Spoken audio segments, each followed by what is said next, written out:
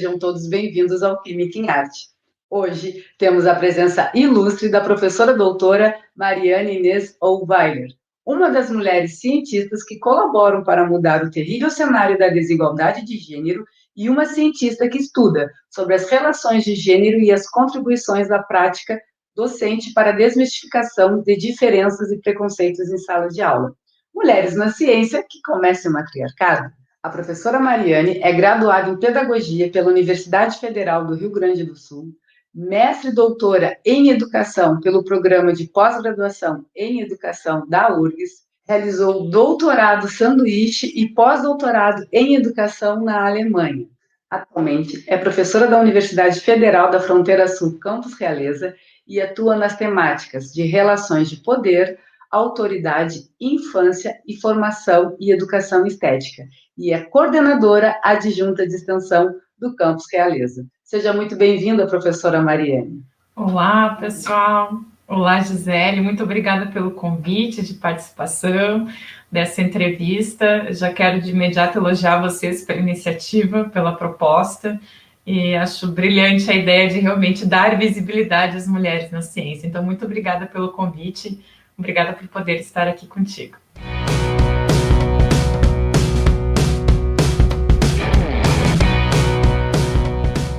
Obrigada, professora Mariane, por estar aqui colaborando com o projeto e contando um pouco da tua história. Mari, qual foi a tua maior inspiração para cursar pedagogia?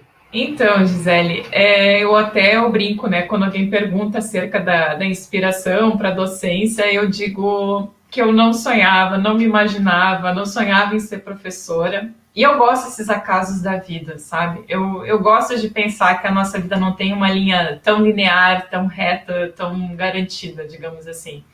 Mas a inspiração partiu, por incrível que pareça, de um grupo de teatro da escola onde eu estudei minha vida, toda a minha formação em educação básica foi numa escola estadual, e nessa escola tinha um grupo de teatro amador, dos estudantes, e esse grupo tinha um grupo, que era o grupo teatral Faces, e tinha um grupo teatral Faces, que era do pessoal que estava ali no final dos anos finais do ensino fundamental e ensino médio, e tinha o grupo teatral Faces Júnior, que eram das crianças, dos mais novos, também da mesma escola. Os que já estavam no grupo teatral Faces dos maiores, entre aspas, contribuíam e ajudavam a coordenar o grupo teatral Faces Júnior, das crianças. Aí, na época, terminando o ensino médio, eu pensei assim, bom, se fosse para escolher mesmo, qual curso eu faria? Faria artes cênicas, faria teatro. Mas eu pensei, será que eu vou conseguir viver disso? É muito cruel falar isso, Mas, enfim, eu acho que também é importante trazer isso à tona, porque no Brasil os artistas têm uma vida mais complicada, seja de reconhecimento, de valorização do seu trabalho, enfim. E aí, na época, me veio isso. Bom, quem sabe eu faço pedagogia primeiro, em virtude dessa experiência de trabalhar com teatro com crianças. E eu pensei, olha, quem sabe eu começo com pedagogia e depois eu faço teatro. E a partir disso, então, eu fui parar na pedagogia. Nossa, Mari, que legal. E o teatro, na verdade, para nós professores, para alguns professores, também está inserido na gente, a questão teatral de ser professor, Então, eu acho que isso aí é uma coisa interessante, é bacana. E tu desenvolve algum projeto na área de teatro na universidade? Tu tem vontade de desenvolver algum projeto na área de teatro? Tenho muita, muita vontade, Gisele, de desenvolver alguma coisa na área de teatro. Inclusive, eu penso que é algo que me faz muita falta hoje, porque para mim é como se o teatro tivesse o tempo inteiro junto comigo na profissão de professora.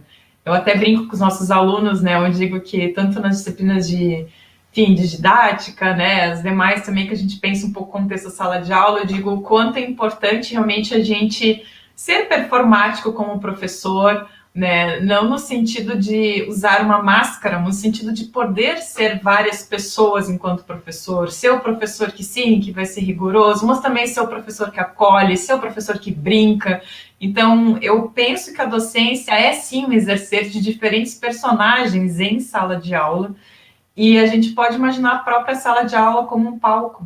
É uma cena na qual a gente entra, é uma cena que se compõe Os alunos, claro, nunca serão meros espectadores, muito pelo contrário, que a gente defende que eles interajam conosco, né? Que seja um teatro interativo, com Exato. participação do público, mas eu penso que é exatamente esse cuidado que nós, como professores, precisamos ter. Como é que está essa plateia, entre aspas, que não é só plateia?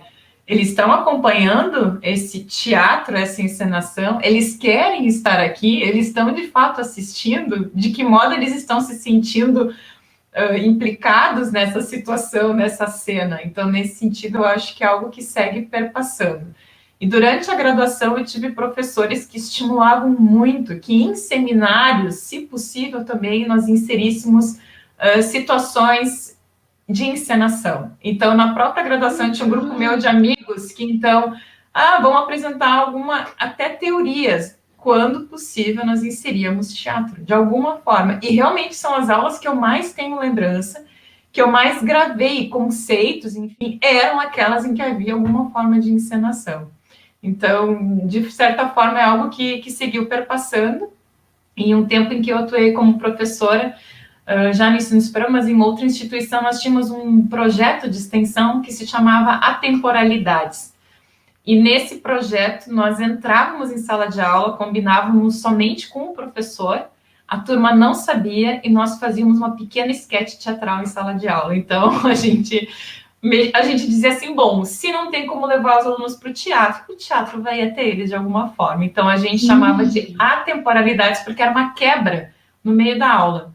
Normalmente durava 8 ou 10 minutos. E aí a turma olhava assim de sobressalto e a gente fazia uma breve interrupção artística, combinada com os professores, é claro. Mas era uma forma de poder voltar um pouquinho mais para isso do teatro também. E sim, tenho muita vontade, me faz muita falta. Esses tempos de pandemia, então, que a gente não interage, nossa, tenho coisas, projetos em mente para voltar à linha mais teatreira. Que legal, que legal. Eu me lembro do Festival de Cultura, quando ainda estávamos, né, de forma presencial, e eu até tirei, eu vou procurar essas fotos. Eu tirei umas fotos que tu estava representando com o pessoal com o curso de biologia. Não sei se tu lembra, vocês fizeram várias poses né, ali na brincadeira, enfim, mas ficaram lindas essa questão teatral ali, né? E isso realmente está inserido em ti, isso é fantástico. O fato de tu também ter no teatro, ter trabalhado com crianças, foi isso que te levou a te especializar tanto no mestrado quanto no doutorado? Porque a tua área de pesquisa, tanto no mestrado quanto no doutorado, foi na área de infância, relacionando a infância com a questão da autoridade, certo? Então, assim, foi isso que te motivou a fazer esse estudo, as realidades que tu foi encontrando ao longo da tua formação acadêmica, ou foi em outro sentido? Foi mais em outro sentido, eu posso dizer que depois a área de pesquisa, a parte de teatro ficou um pouco de lado, em especial a temática, a ideia da temática, tanto da pesquisa de mestrado quanto de doutorado, surgiu durante o estágio do curso de pedagogia, né? Principalmente por questões assim que já me incomodavam, que são os famosos discursos acerca da crise na educação. Que crise seria essa, né? Existe um lamento muito forte, um saudosismo muito forte das pessoas dizendo que antigamente era melhor, que antigamente as pessoas tinham mais respeito com professores ou com adultos, com os pais, que antigamente as crianças eram melhor educadas. Então tem uma série de discursos nesse sentido, tanto em lamentos, em conversas coloquiais, quanto discursos midiáticos também, mas sempre num enaltecimento do passado. E me interessava muito tentar entender se realmente houve essa mudança crucial acerca das relações entre diferentes gerações, entre adultos e crianças. Então, quando aparece a palavra autoridade, eu sei que ela aparece com um peso. Por quê? Porque normalmente, né, a palavra autoridade é confundida com autoritarismo. E aí tem uma autora que eu sou fã, mulher, né? É uma autora mulher, que é a Hannah Arendt, que foi uma filósofa, cientista política, com trabalhos muito reconhecidos, né, mundo afora. E a Hannah Arendt, ela faz essa diferenciação e ela diz que a autoridade é quando o outro te conhece naquele lugar. Que a autoridade, alguém só consegue ser autoridade quando o outro da relação te reconhece como alguém que é autoridade. Em que sentido seria isso? Não seria aquela coisa da disciplina, do não sei o quê, mas seria exatamente o contrário de quem é autoritário. O autoritário, ele tenta impor as suas ideias independentemente da interlocução, independentemente de quem está interagindo com ele. Ele simplesmente diz, é isso e ponto. É isso que eu penso e ponto. E não há escuta. Não há escuta do outro, não há o reconhecimento do outro. Já uma figura de autoridade, por isso que eu entrevistei, trabalhei com pesquisa com crianças, para ver o que as crianças viam ou definiam como autoridade, é quando esse outro sujeito vê ou não vê num adulto uma figura a ser reconhecida naquilo que fala, naquilo que quer me convencer. Então, enquanto professores, por exemplo, alguém pode exercer toda a sua docência sem esse viés assim, não, porque eu preciso mostrar que eu sou o professor. Seria muito mais o sentido desse outro, do aluno da relação, ver em mim como professora alguém que, não, mas eu reconheço que ela tem um saber, eu reconheço que eu posso aprender com ela, eu reconheço que ela é alguém com quem eu quero manter uma relação, seja afetiva, seja de aprendizagem. Então, a autoridade implica esse reconhecimento do outro, não pela imposição. Então, eu sei que quando a gente fala assim, aparece, é pesquisar sobre autoridade, parece que já vem, sei lá, alguma coisa super, né, ditatorial. Claro que a gente faz, estabelece relações, inclusive a Hannah Arendt já fazia isso, né, com diferentes formas de governo, para que a gente perceba como é o perfil de figuras de autoridade, se elas são figuras de autoridade ou se são autoritárias. Né, se há essa interlocução com o outro ou não. E para mim o incômodo era esse, durante esse período, era assim, será que era realmente melhor antigamente?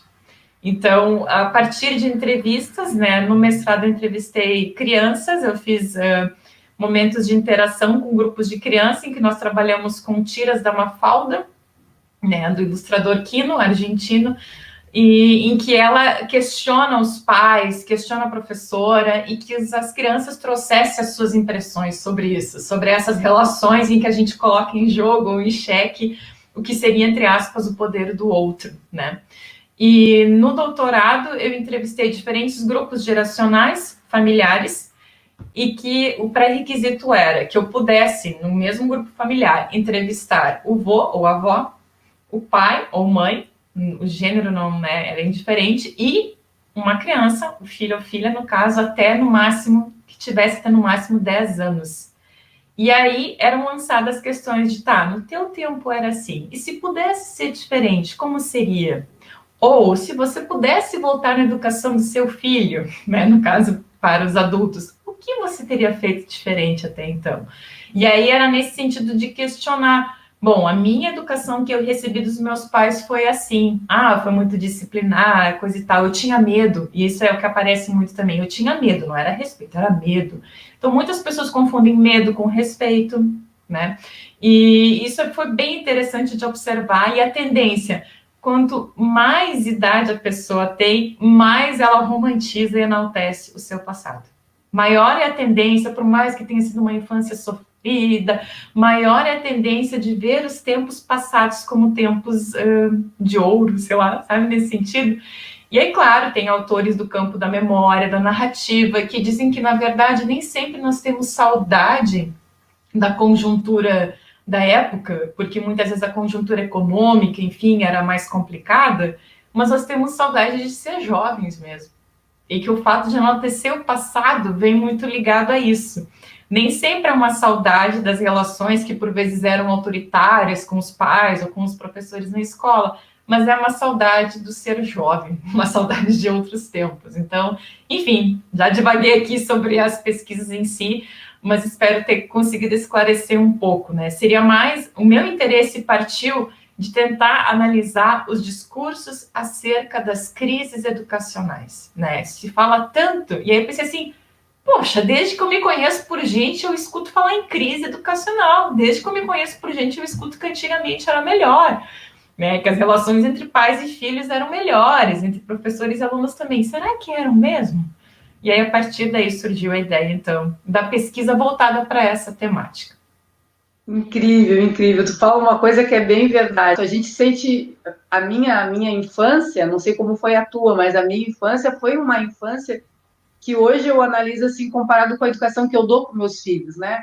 Era uma infância que era repressora, né? Tudo era reprimido, não pode, não deve, né? Chamar o pai e a mãe pelo nome, nem pensar, não, meu Deus do céu, era senhor, senhora, e são coisas que eu trago ainda comigo, mas eu sinto muita saudade daquele tempo, porque a gente realmente era criança, a gente, embora tivesse muitos nãos, mas a gente subia numa árvore, a gente fazia arte, a gente queria desafiar os pais, né, de pular o muro para roubar limão lá do vizinho, seja lá como for, e assim por diante. E realmente eu acho que é um tema que precisa ser bastante discutido. Isso tem que trazer isso para a universidade, pai. Porque, assim, muitos professores, muitos colegas, muitos de nós, e às vezes a gente peca em alguns momentos, né? Traz essa questão, né, do autoritarismo. Né? Então, assim, até onde é válida a questão do autoritarismo? Né? Então, ter autoridade, ter o respeito é uma coisa, né? Outra coisa é de ser autoritário, enfim. Embora, eu acho, me corrija se eu estiver errado, os jovens de hoje têm uma dificuldade com a questão do respeito. Por exemplo, na minha formação, eu me lembro, eu comentei isso em aula ontem, quando eu ia mandar um e-mail para o professor, ou quando eu ia bater na sala dele, ai, eu treinava para falar, era uma coisa assim, era um momento assim, meu Deus, eu vou falar pessoalmente, cara a cara, né, com aquela professora, com aquele professor. Hoje os alunos, em função da tecnologia, mandam mensagem às vezes para ti e nem bom dia não dão. Já a mensagem que eu recebi hoje cedo, prof, bem assim, prof, não abriu no Moodle? Tipo, bom dia, e eu respondo, bom dia, tudo bem, como é que vai, né? Melhorou, tava gripadinha, sabe aquela coisa? Então, eu acho que hoje eu não sei o porquê, eu acho que merece, deve ter estudos já em relação a isso, que os adolescentes, os jovens de hoje, eles não têm muito respeito. Eu posso estar parecendo um pouco conservador em relação a isso.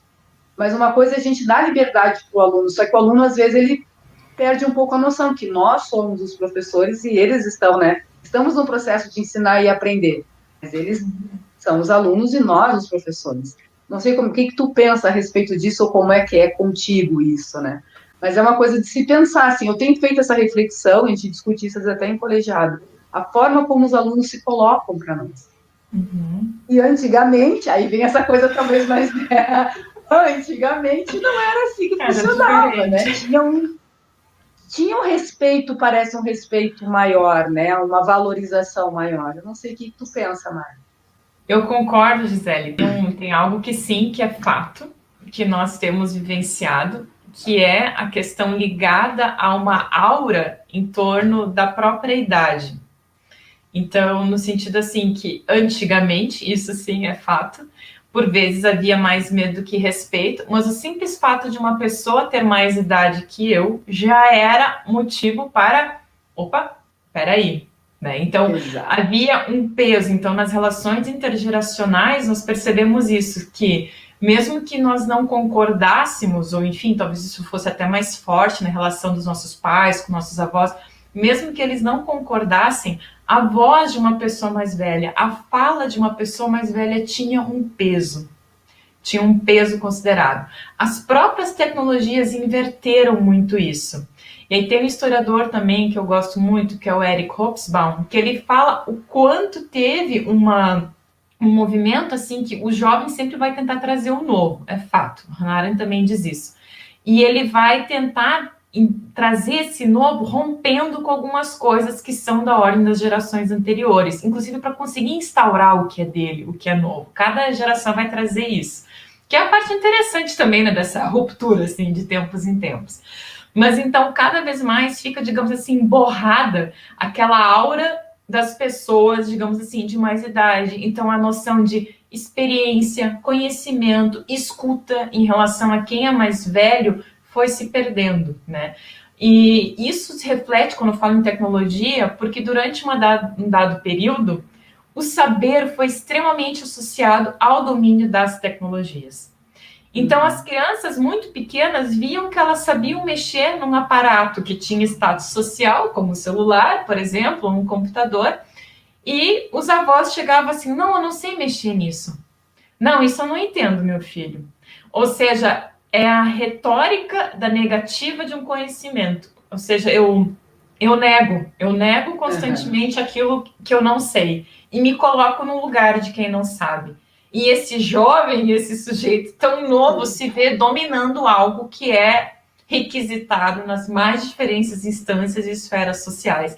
Então, parece que a gente perdeu, inclusive, o próprio sentido de reconhecer que há um saber, seja de vida, de experiência, de conhecimento nesses sujeitos mais velhos. Então, nesse sentido, sim, houve uma perda, inclusive no sentido de um cuidado, eu diria assim, de valorização acerca das gerações mais velhas. Não seria simplesmente ouvir, baixar as orelhas e concordar, não nesse sentido, mas inclusive um respeito pela história de vida, pelo que essa pessoa já viveu, né? Nesse sentido, sim, concordo que houve, né, uma ruptura, houve um movimento. Exato. Houve uma inversão, eu concordo, falou belíssimamente, é isso mesmo, entende? As pessoas, pelos jovens de hoje, em terem um domínio maior e uma facilidade de aprendizagem muito maior que as pessoas mais velhas, vamos dizer assim, eles acabam se achando os seres dominantes. Eu não sei, acho que a sociologia, a filosofia, aí o pessoal, a galera vai cair em cima de mim, não sei se eu não estou falando muita bobagem, mas eu digo, mas aí eles se tornam seres dominantes e aí, nesse sentido, acabam perdendo o respeito, né? E não é o perdendo o respeito, eu digo assim, não é o respeito, é a consideração, né? Como tu falou, né? Respeitar o conhecimento do outro. Às vezes a gente sabe, quantas vezes os nossos pais disseram, não faz isso, aí tu pensa, que bobagem, tu vai lá e faz, né? E aí muitas vezes tu quebra a cara, outras vezes tu consegue mostrar que realmente talvez tu tivesse certo, enfim, são N situações. Mas isso realmente houve uma inversão. E eu acho que a questão da tecnologia, eu acho que talvez seja um fator importante, né? O domínio da tecnologia pelos mais jovens possa ser um fator crucial para essa ruptura, eu não sei explicar. Mas eu me lembro claramente na minha graduação, sabe, sinal da cruz. Eu me lembro que tinha um professor que eu fazia de cálculo, eu fazia o sinal da cruz para bater na sala, porque eu tinha até medo do olhar dele. Aí era medo, né? Mas ele não era autoritário. Era eu, né? Era a maneira como enxergava, enfim. Eu acho que teve também uma inversão nossa, pessoal, enquanto professores, de querermos fazer algo diferente em relação à relação que tivemos com os nossos professores, de querermos ser mais próximos, de não ser aquela coisa tão distanciada, que inclusive, claro, a gente defende que seja assim, né, que sejamos mais próximos, que haja afeto na universidade, nós defendemos isso. Eu acho que essa inversão, que é mais visível em relações entre pais e filhos, também ocorreu na universidade. Teve gerações de pessoas que, por exemplo, apanharam dos pais quando criança e que falaram assim, não, eu vou evitar isso.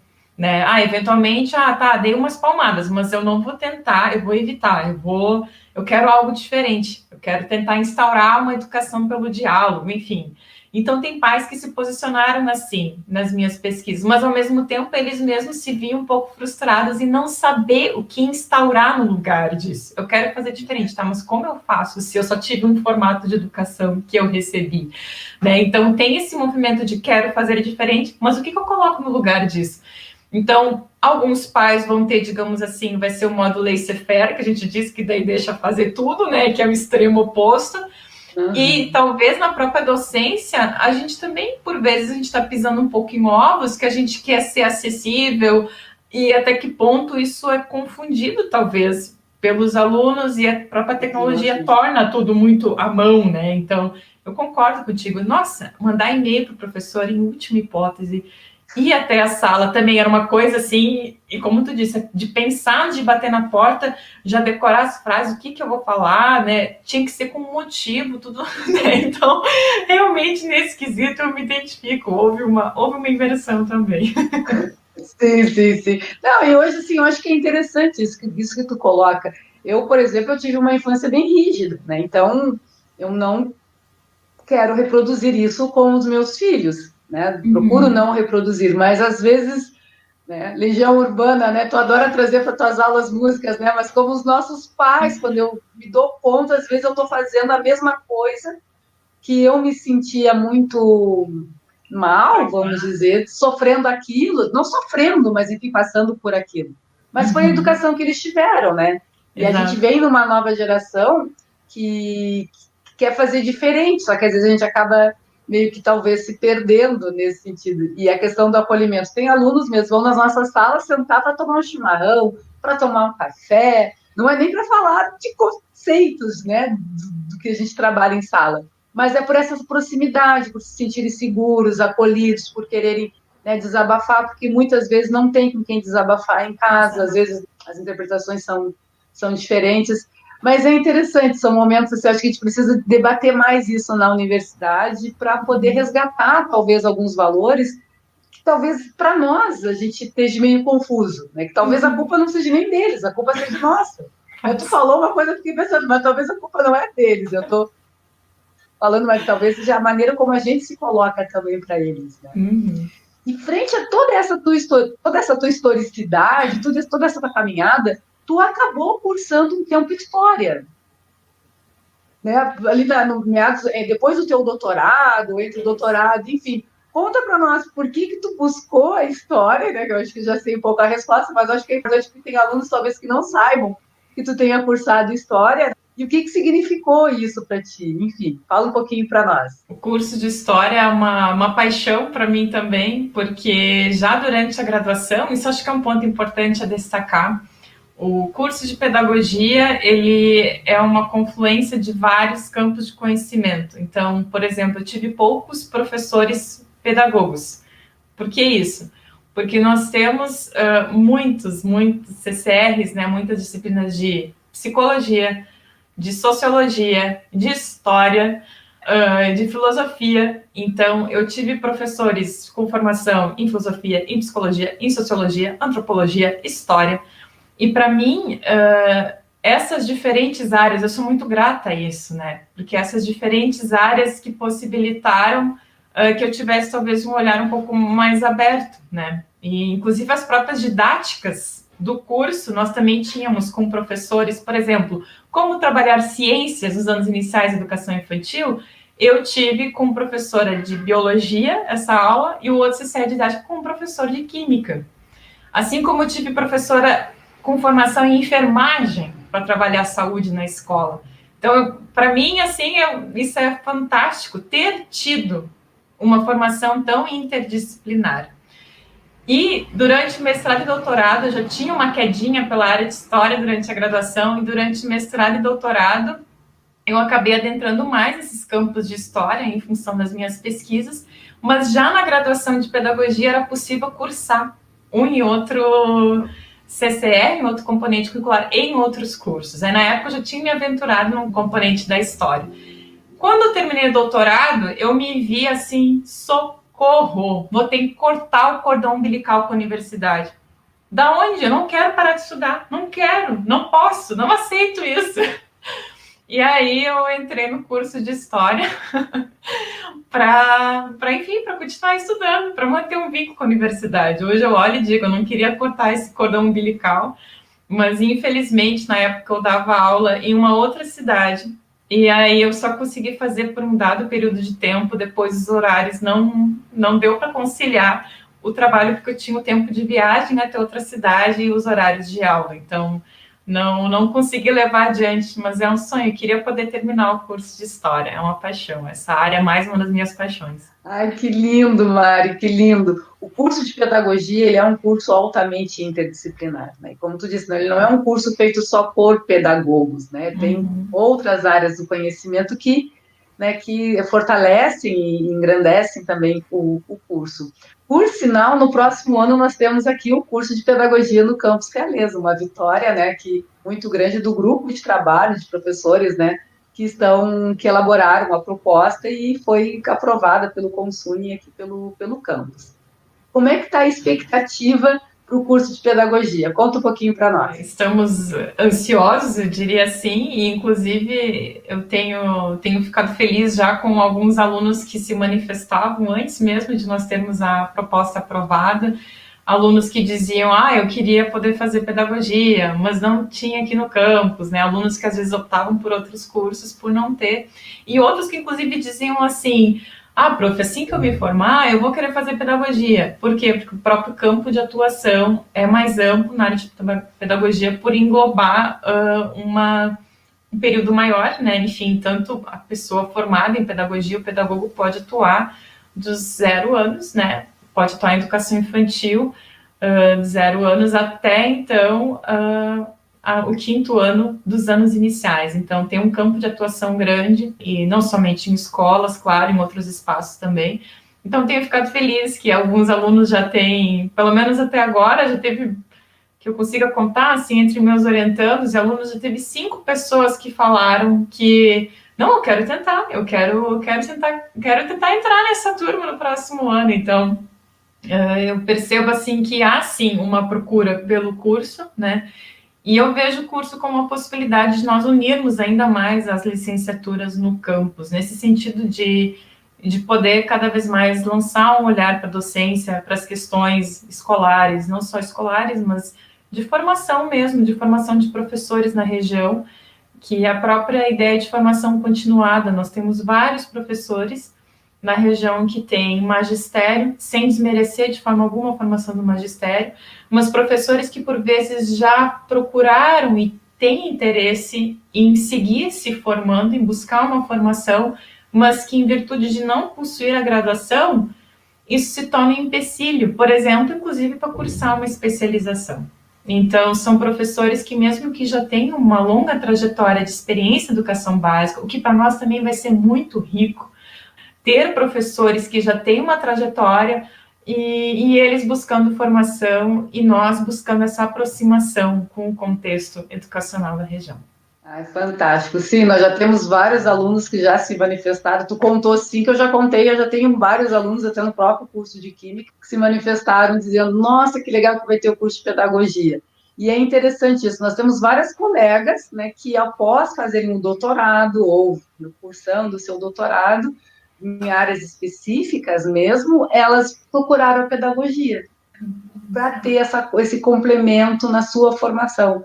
Porque o curso de pedagogia traz essa relação da formação, né, pessoal, saber como lidar em sala de aula, coisas que alguns cursos, infelizmente, não trabalham, por mais que tenham estágio, projetos, didática, enfim. Mas essa questão mais da formação humana e essa interdisciplinaridade, só o curso de pedagogia, eu acho que, e alguns outros cursos da área das humanas, que fornecem isso, né, que nos torna apto para isso. Do contrário, a gente realmente não tem. No meu curso de graduação, a gente tinha bastante disciplinas de pedagogia, mas isso foi lá no passado, né? E aí a gente sabe que com o tempo as coisas vão acabando sendo refinadas, vamos dizer assim. E Mari, as tuas pesquisas que tu desenvolve, elas estão relacionadas à questão de poder, autoridade, infância, formação e educação estética. Bom, cada ponto desse é uma entrevista, né? Não tem como fale resumidamente. Eu sempre faço isso, fale resumidamente. Mas conta para nós um pouquinho quais são os obstáculos que tu enfrenta para desenvolver as tuas pesquisas e quais as pesquisas que tu tem desenvolvido atualmente. Bom, eu penso que no momento, assim, falando em obstáculos, né, eu vou ser bem sincera, bem como tu disseste, cada campo abriria um leque, né? O fato de atuar em diferentes cursos de licenciatura, isso não só atualmente na UFFS, mas também na instituição que eu trabalhava antes, abre um leque também de orientandos e de pesquisas a serem orientadas que nem sempre a gente consegue direcionar para as nossas pesquisas, digamos assim, originais, ou que seriam da nossa trajetória de formação. E, nesse sentido, o leque às vezes se abre tanto, né? Então, digamos, que nem eu estive orientando os cursos de biologia, química, né? Da pedagogia também, na instituição que eu trabalhava antes, né? Do curso de letras. Então, cada orientando traz as especificidades da sua área de formação e eu também procuro respeitar elas e eu acho que elas são o enfoque principal. Então, nesse sentido, é um pouco mais complicado que eu consiga manter, digamos assim, os orientandos como braços da minha área de pesquisa. Porque ainda não temos, enfim, né, o curso de pedagogia no campus e porque, então, vai ser sempre um olhar mais voltado para aquilo que também converse com a área de formação desses alunos. Então, nesse sentido, se eu olho até para o meu currículo, eu olho, gente, tem muita coisa e está faltando específico, ou seja, está faltando conseguir focar. Mas exatamente por esse movimento de orientar diferentes temáticas e, com isso, faltar, de fato, o tempo. Eu diria que, atualmente, os maiores obstáculos é conseguir ter um tempo focado para a pesquisa, porque aí eu demando tempo, por vezes, inclusive, para estudar temáticas nas quais eu não sou, né, expert, mas para conseguir orientar os orientandos. Então, é um leque que vai, né, se abrindo em cada área de formação desses alunos. E eu até brinco, eu sei que tem professores que dizem, então, se eu vou te orientar, tem que ser isso ou isso. E talvez seja uma falha minha, né? A gente estava mesmo conversando em que ponto nós pecamos como professores quando tentamos ser acolhedores, que eu tento fazer um movimento inverso. Eu pergunto assim, ok, o que te inspira a pesquisar, a vasculhar, a dar aquela, né? Tô fazendo essa carinha assim, quase um bicho que sai assim para esse cara funchar alguma temática. O que brilha teu olho? Porque eu também não quero que os meus orientandos tenham que se adaptar às pesquisas que já são minhas e que eles não possam fazer algo que seja do intuito deles. Então, nesse sentido, é um movimento meu. Eu acho que é um desafio como professora, né, de talvez tentar focar um pouco mais e fazer esse movimento que outros professores já fazem. Olha, eu pesquiso isso, isso, isso. Será que tu consegue te ver em uma dessas temáticas? Né? Teria que ser mais esse movimento e não o contrário do professor que vai se adaptar à pesquisa dos alunos. Mas, para mim, a pesquisa é algo importante no sentido de que não seja um fardo. Eu acho muito cruel quando alguém pega e fala assim, ai, que horror, eu estou no TCC. Eu digo, gente, não precisa ser sofrido. Não precisa. E a ideia é que nós nos tornemos, né, acadêmicos, né, eles como futuros, enfim, meus orientantes, futuros professores que gostam de fazer pesquisa, que têm paixão por fazer pesquisa, e não que tiveram que se adaptar àquilo que a orientadora queria. Então, nesse sentido, eu busco que os meus orientandos tenham inspiração naquilo que eles pesquisam. Mas o que eu posso dizer, assim, que é uma temática de interesse muito forte minha atual, que eu quero dar seguimento, que eu consegui mergulhar com o tempo, sim, ano passado, durante o afastamento para o pós-doutorado, é a temática acerca da formação estética ligada à história de vida e formação pessoal. O que seria isso? Vou dar uma explanada rapidinho, resumidamente, como tu disse. Em que medida, em que pontos da minha trajetória, algum elemento, seja de narrativa, seja de sensibilização artística, visual, pode ser uma história que alguém me contou, alguma coisa me impactou de tal forma que eu tenha me deparado com elementos de alteridade do outro, de uma outra pessoa, de uma vida que não é a minha.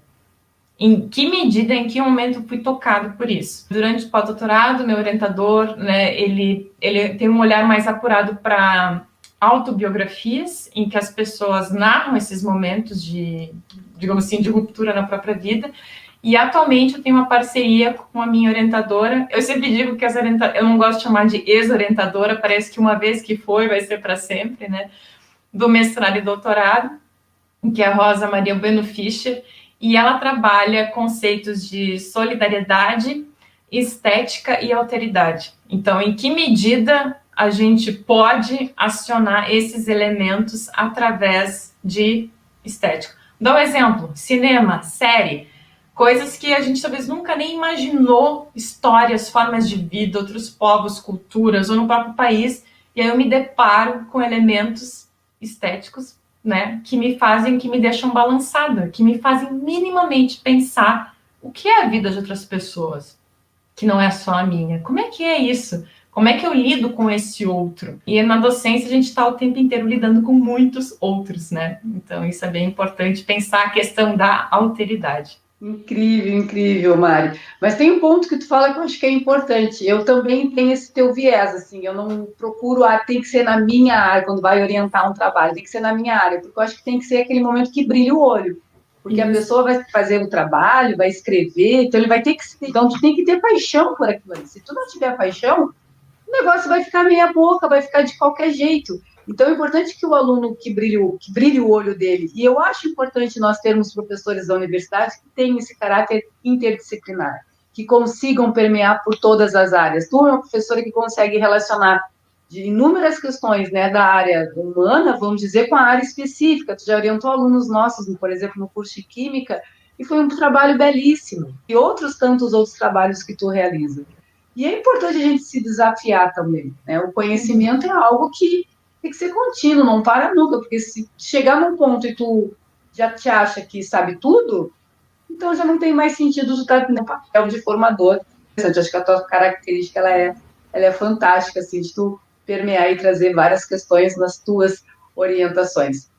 Tu ministra componentes que estão relacionados à sexualidade, né? E tu é uma das professoras aqui do Campus Realeza da nossa universidade que discute sobre homofobia, questões de gênero. E por isso que tu acaba permeando por várias, porque tu te sensibiliza muito com essas questões e os alunos acabam vindo até ti para discutir isso, porque tu é uma das professoras que problematiza isso em aula, que provoca essas discussões, né, e sensibiliza muitos deles. O que fez o teu olho brilhar? Embora a gente já está contando a tua história, mas eu gostaria de fazer essa pergunta meio que redondinha. O que fez o teu olho brilhar para estudar essas questões, né? E qual é a importância de se fazer essas discussões em sala de aula com os nossos alunos? Teve um momento crucial, assim, né, Gisele, que foi no final da graduação. Eu tive a oportunidade de participar de uma pesquisa com uma bolsa de iniciação científica, e essa pesquisa era de um grupo de estudos de gênero na URGS, e tenho um carinho enorme, enfim, pela professora que me orientou na época.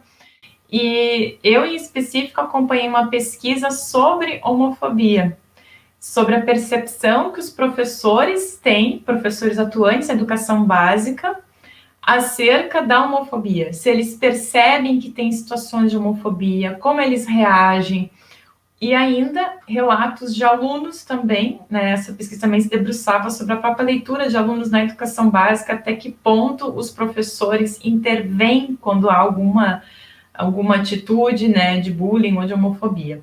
Então, digamos assim, o foco na época da pesquisa era a homofobia, mas o fato de ser uma pesquisa, um braço dentro de um grupo de estudos de gênero, na época, possibilitou que eu tivesse uma inserção nessa temática. Então, claro, para discutir homofobia, a gente tem que primeiramente entender o conceito de gênero, né? Tem que entender como é que se instituíram essas relações, né, nesses aspectos no nosso contexto, né, seja mundial, social, Brasil. Então, sou muito grata a esse período, porque foi um momento de, então, conseguir interagir mais com essa linha de pesquisa, com essa área de conhecimento. E aí, depois, isso ficou um pouco adormecido durante minhas pesquisas de mestrado e doutorado, mas vindo para a UFES, ao assumir esses CCRs, foi aquele momento, assim, de se oxigenar de novo, né? E que eu digo se oxigenar, que quando a gente se depara com CCRs que a gente não ministrou antes, a gente tem que dar uma boa estudada. E para mim foi muito bacana, porque eu pude revisitar aqueles estudos e agregar, enfim, claro, né? E pensar questões atuais, emergentes de agora, que não eram tão fortes naquele período. E, ao mesmo tempo, eu acho que as condições, né, do próprio país, elas exigiram um olhar mais atento para essas questões que envolvem tanto diversidade sexual quanto questões de étnico-raciais, né, a própria questão do sexismo, né? Então, eu acho que a gente está num momento em que nos demos conta que conquistas que já achávamos que estavam dadas não estão dadas, que a gente precisa retomar elas sempre de novo. Tem uma frase que eu gosto muito da Simone de Beauvoir, grande feminista, enfim, e ela dizia que, cuidado, basta uma crise econômica, política, para que direitos já garantidos possam vir a ser questionados e derrubados. Então, nesse sentido, eu penso assim que sim, a gente tem que estar muito atento, né, numa conjuntura de mundo como um todo, assim. E por isso que eu acho que talvez acendeu de novo em mim, meu olho voltou a brilhar, porque não é só uma questão de interesse, mas de necessidade, de perceber o quanto a gente tem que, sim, defender a educação sexual nas escolas, o quanto a gente tem que, sim, falar sobre gênero. Falar sobre gênero é falar sobre feminicídio, por exemplo, que nós vivemos, assim, com taxas, com números assustadores no nosso país. A pandemia aumentou isso. Isso é muito preocupante. Isso não pode passar de forma oculta. Então, tudo isso, assim, digamos assim, tem mexido comigo com essa angústia do que a gente faz para um mundo melhor, sabe? O que a gente tem feito, nossos processos formativos também.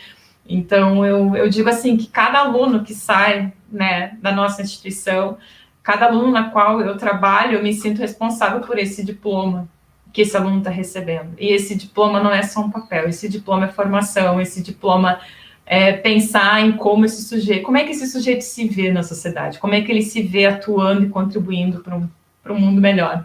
Parece uma fala muito utópica, né? Essa coisa de mundo melhor, mas se a gente não acreditar nisso, a gente vai acreditar em quê, né? Perfeito, perfeito, Mário. Não é, a gente tem que, nós precisamos ser sonhadores, a gente precisa acreditar que o mundo é melhor, que o mundo vai ser melhor e que o que a gente está fazendo está contribuindo para que o mundo seja melhor.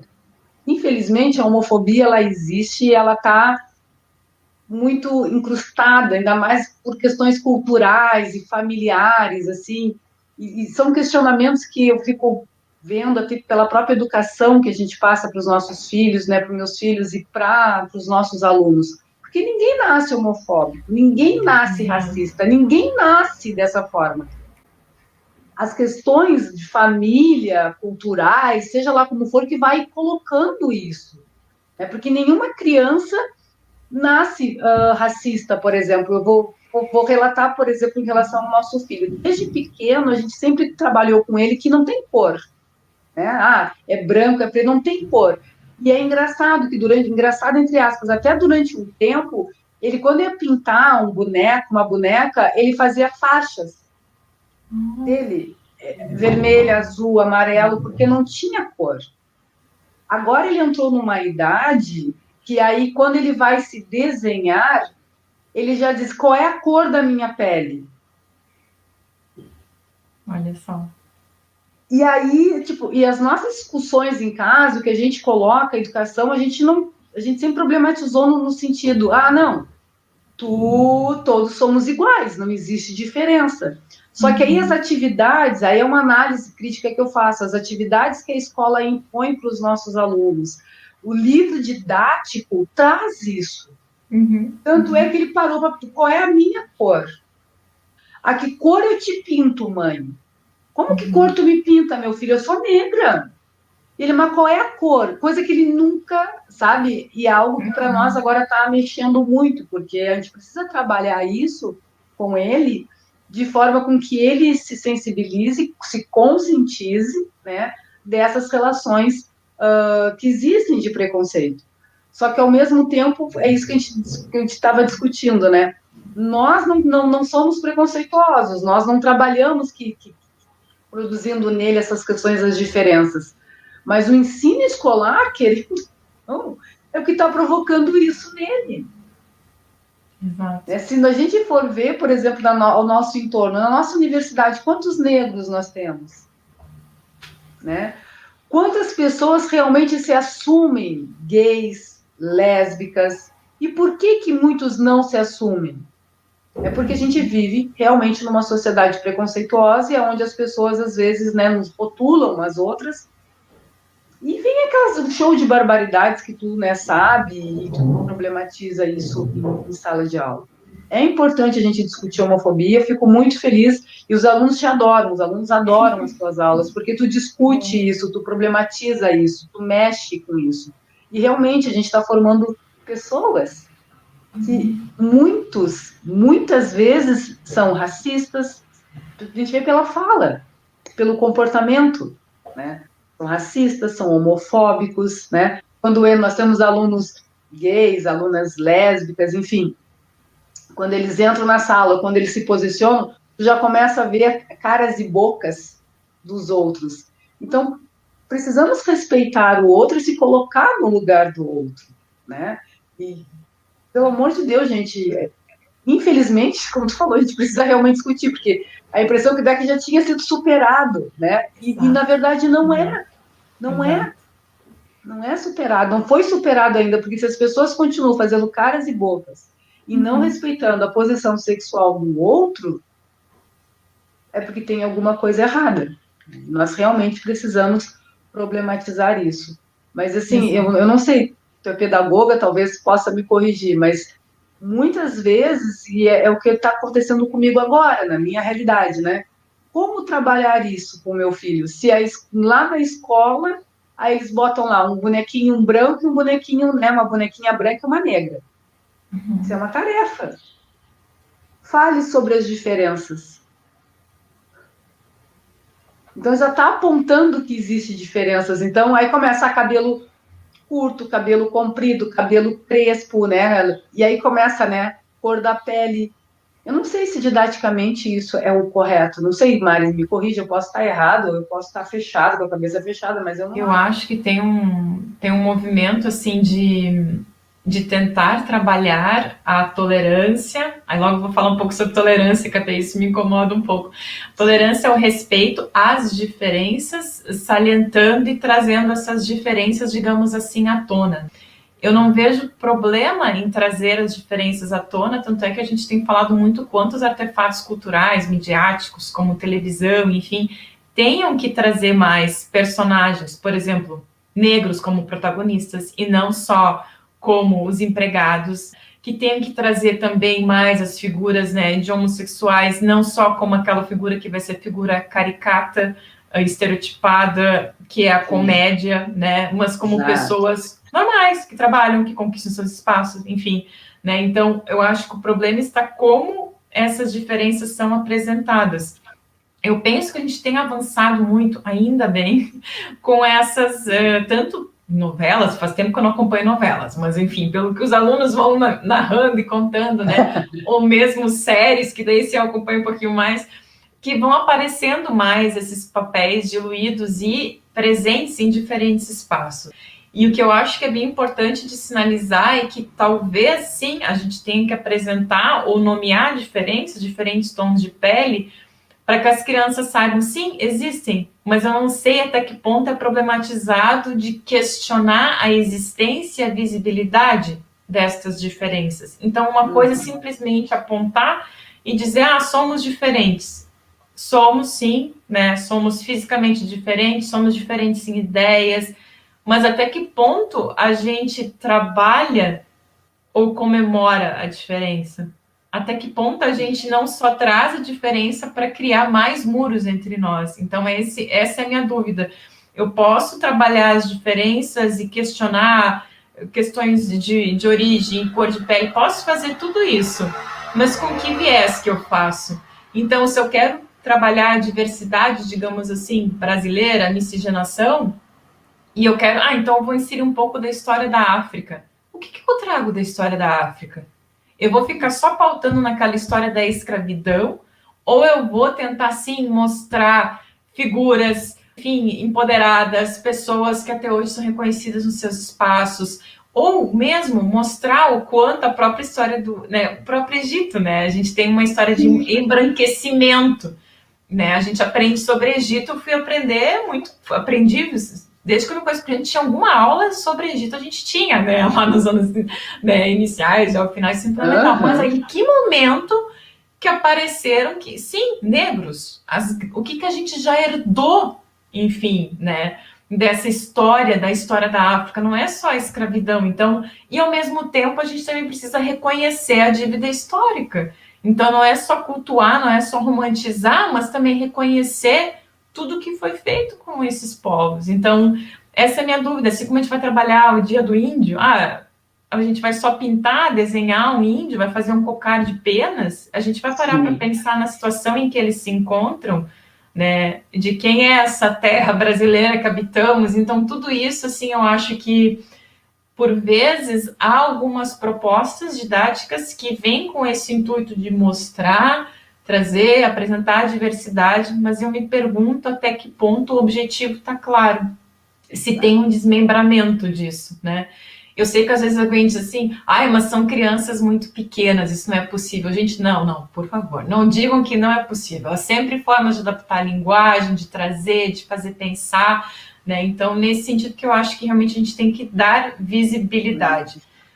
Isso em vários aspectos, né? Então, até comentava, né, contigo essa questão do mimimi, que me incomoda muito quando alguém que é branco acha que não tem nada a ver com causas raciais, né? Espera aí, né? Todos nós estamos implicados, a história do nosso país nos implica com essas causas, nos implica numa luta contra o racismo. Então a gente tenta romantizar a história do Brasil, muitas vezes comparando com a história dos Estados Unidos em relação ao apartheid, né? Enfim, do racismo em si, como é que se dá lá, como é que se dá aqui. E aqui tem muito racismo, só que ele, por vezes, ele é oculto, as ações são um pouco mais, como é que eu vou dizer, mascaradas. Mas ele está presente em todas as instâncias.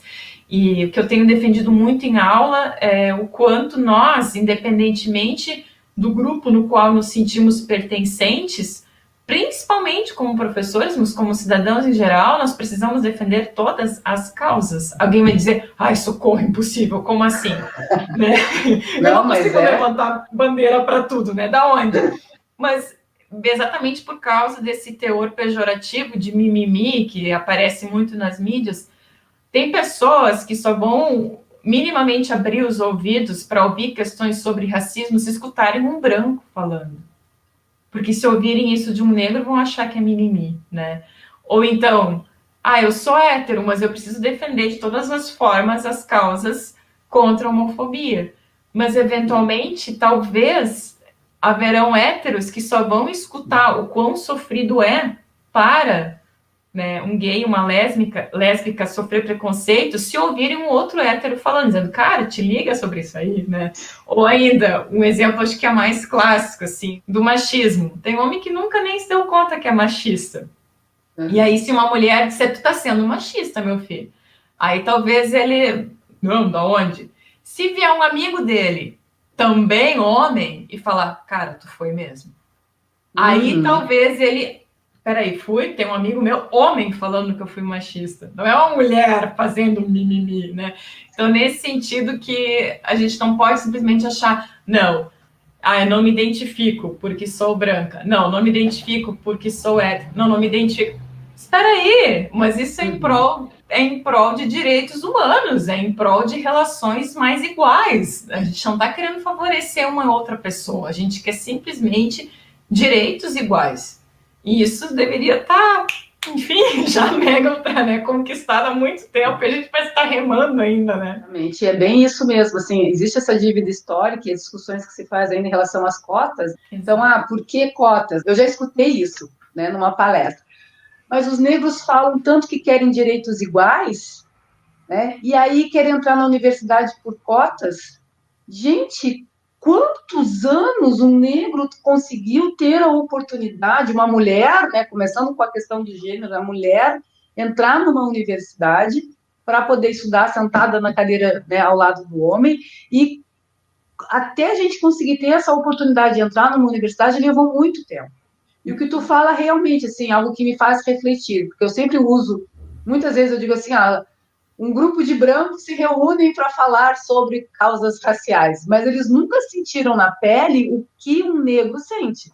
Só quem sente, só quem passa por isso sabe o que é, né? O preconceito, o olhar das pessoas, porque às vezes não precisa nem a fala, não tem fala. Não, o olhar para quem é, e aí, gente, já é uma faca entrando assim.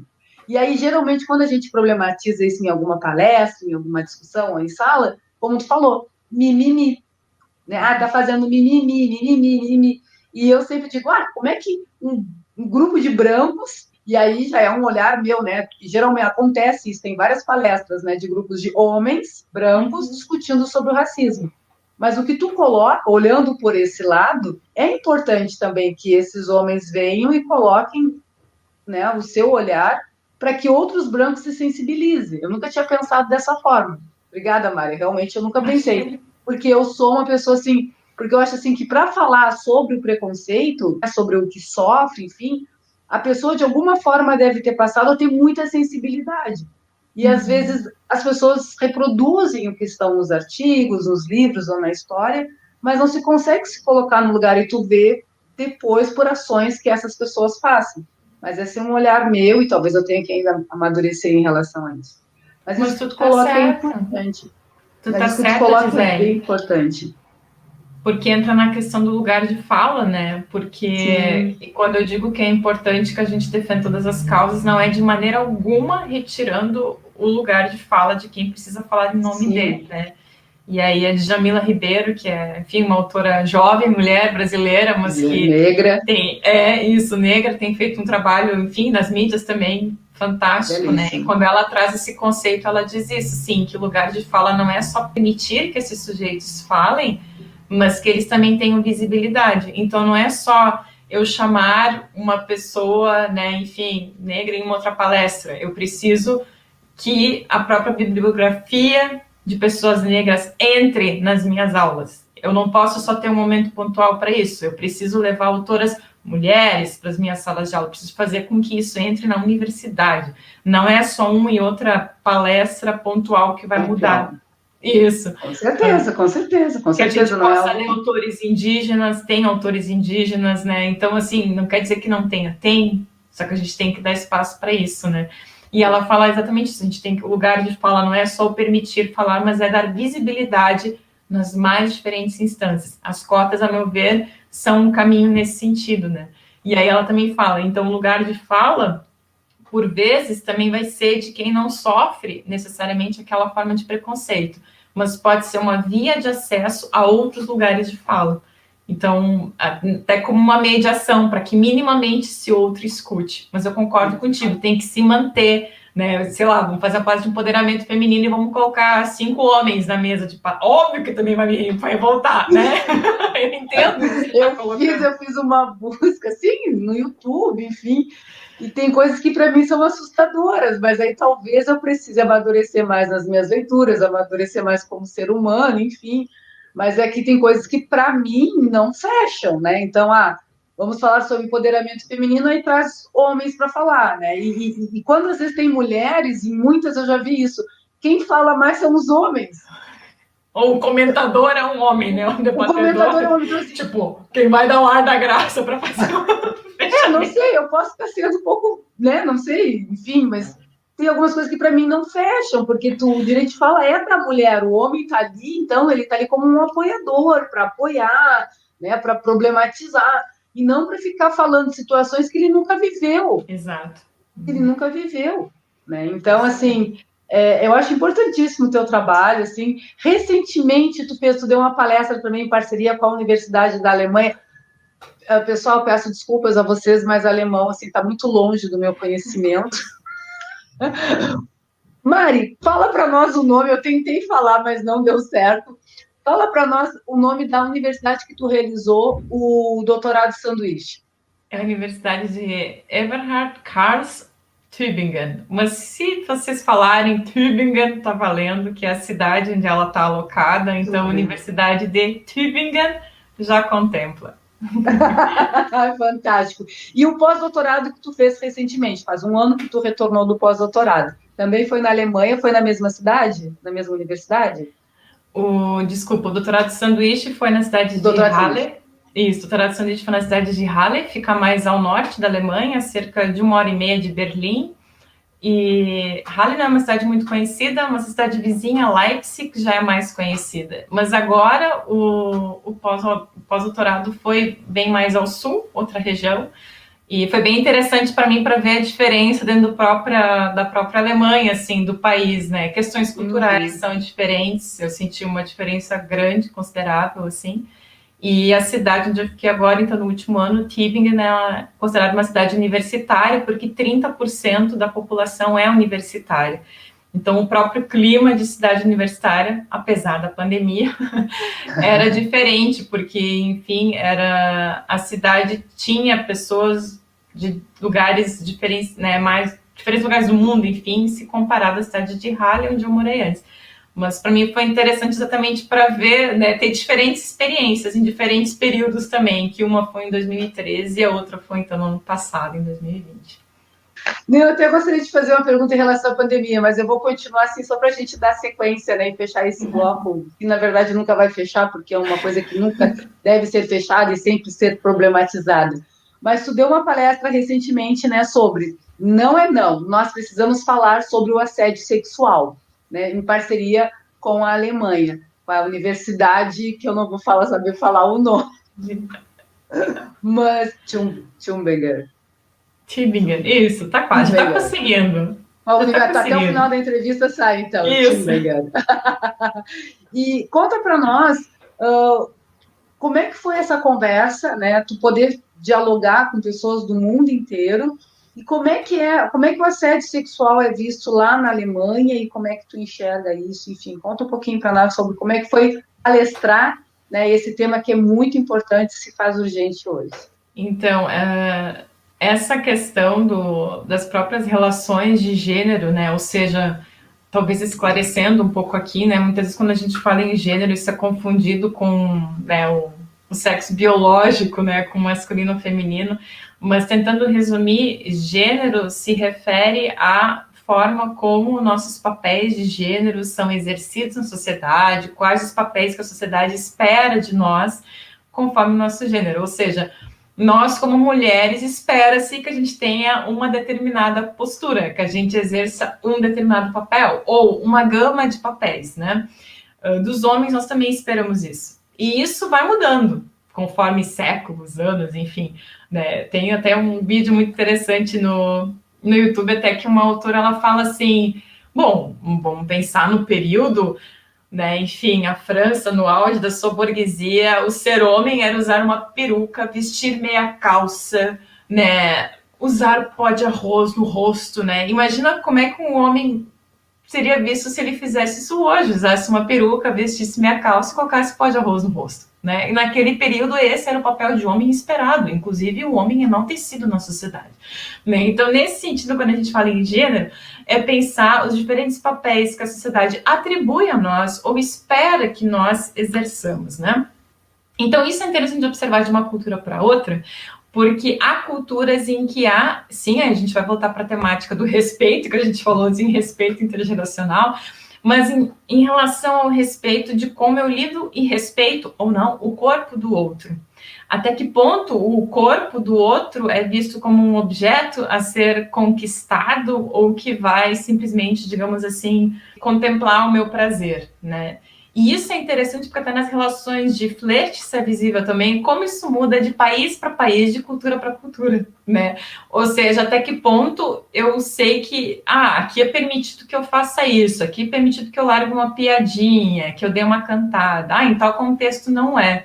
Então, quando pergunta das diferenças, é bem interessante, assim, que a gente escuta, e isso faz parte desse contexto da palestra, do não é não, do até que ponto, quando uma mulher diz não, esse não é aceito. Então, tem muito uma cultura machista que vai dizer, não, ela está só fazendo joguinho, ela está encenando, ela quer ser conquistada, eu preciso ser mais incisivo. Ou então, da onde uma mulher vai dizer que não para um homem, né? Então, isso parece um tanto óbvio, mas não é, de novo, né? E aí a gente vê isso mudando até, vamos pensar a Europa de uma forma mais ampla, na Europa isso muda de país para país também, então tem países em que essa coisa do flerte, de olhar, de falar coisas é mais comum do que em outros. Mas na Alemanha, né, já que perguntou, e talvez seja uma curiosidade de quem nos escuta, não é. E, inclusive, tem pessoas que brincam, que dizem, eu me sinto invisível, porque as pessoas não ficam olhando ou lançando um olhar que te escaneie de cima a baixo, enfim. Então, as próprias relações dos papéis, a meu ver, ficam mais destituídas dessa questão sexualizada. E aí é muito interessante que o olhar que eles têm acerca da nossa cultura é que eles acham que para nós isso é algo muito bem resolvido. Só que não. Então, embora para nós essa coisa assim do corpo muito exposto seja muito comum, né? porque, enfim, somos um país tropical, né? Temos muitas praias, é quente, as pessoas têm o corpo mais exposto. Mas, em compensação, lá são muito mais comuns, por exemplo, os contextos de nudismo. Inclusive das pessoas tomarem sol completamente nuas na varanda das suas casas, porque, afinal, o tempo de absorver vitamina D é muito curto lá. Então, quando tem sol, eles aproveitam. Alguém se deitar completamente nu num parque é normal, porque a pessoa quer tomar vitamina D. Agora imagina isso aqui, tá? Eu comento isso, eu sei que pode parecer meio, que papo acadêmico é esse? Ela tá entrando nessas questões específicas, mas é exatamente para a gente provocar um estranhamento em nós, que, né, assim como provocou em mim quando eu cheguei lá, em que como é que a gente lida com o corpo nu aqui no Brasil? Né, a gente acaba sexualizando muito, né? No Brasil, a nudez é quase um sinônimo de sexo, é sinônimo de que, né, tem alguma relação com alguma possibilidade, então, ou então, não propriamente sexo, mas sedução, como se a nudez sempre tivesse ligada à sedução. E nesse sentido lá, o corpo nu é o corpo mais natural, é o corpo sem roupa. Não necessariamente tem essa implicação de uma nudez que tem uma relação com sedução. Então, esse é uma diferença muito, muito grande, assim, ao meu ver, crucial. E o fato de um corpo nu, para ele ser natural e não envolver a lógica de sedução, faz com que os corpos em si não sejam, em diferentes contextos, mesmo vestidos, não tem um teor desse peso, assim, de vamos ver se essa pessoa é interessante, vamos olhar para o corpo. Claro que há esses interesses, mas me parece que o corpo não tem o status que a gente dá aqui. E o que eu quero dizer com status? É no sentido dessa vaidade, desse corpo que se produz um monte, desse corpo que, né? Então lá, sim, tem uma lógica de cuidar do corpo, mas é pela saúde.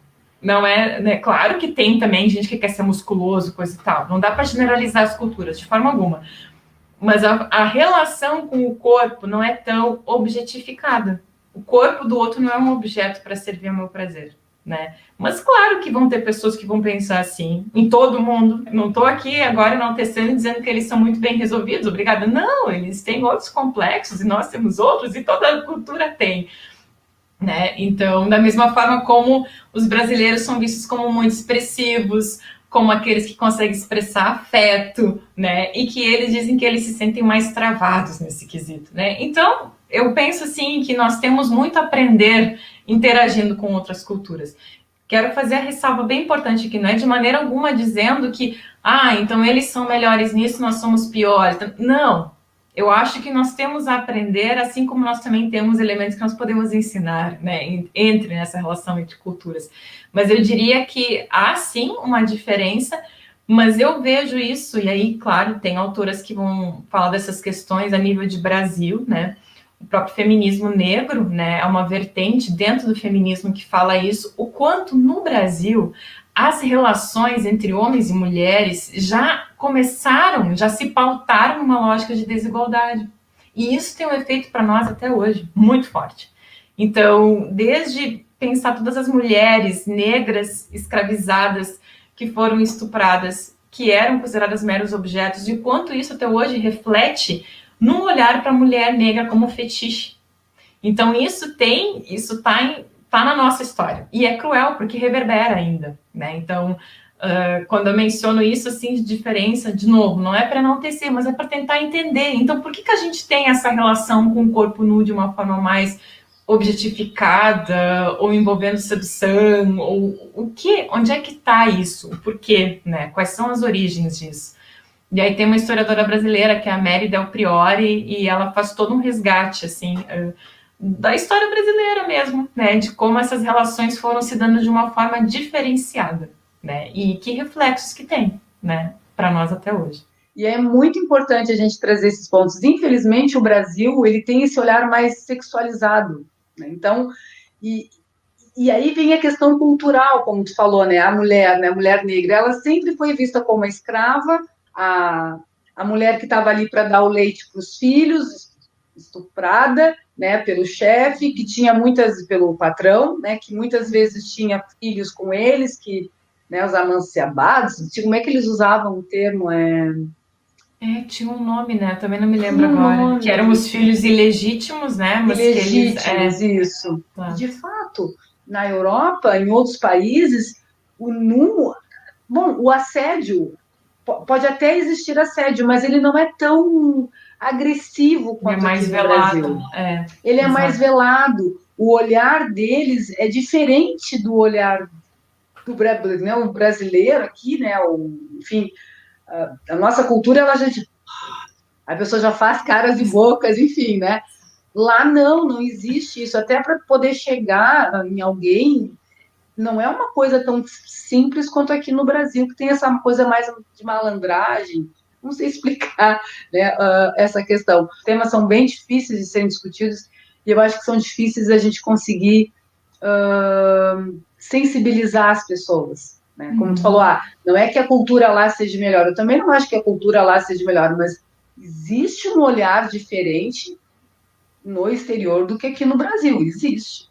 Eu tive a oportunidade, né, de talvez ir fazer o doutorado de sanduíche na Alemanha, e quando eu comecei a estudar, eu realmente não me senti à vontade e de que eu não quero porque eu não sei se eu vou me sentir bem.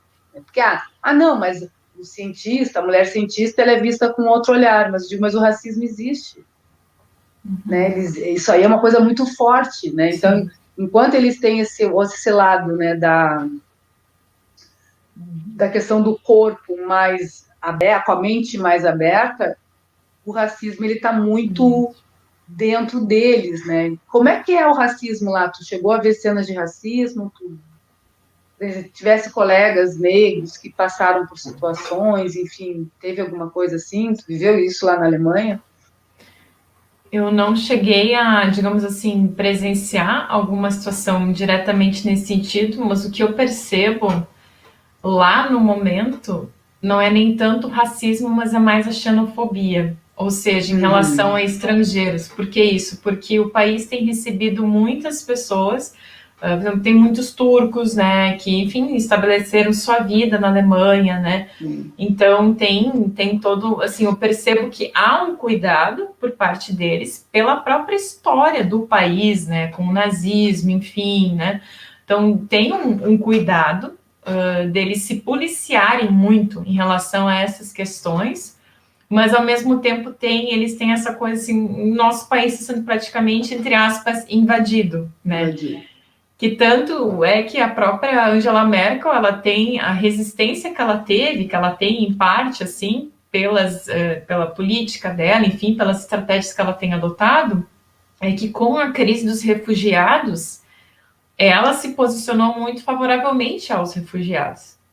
E eu me lembro que na época também, não no ano passado, mas antes, quando começou a crise dos refugiados, discutiu-se isso, assim, imagina se ela não fosse.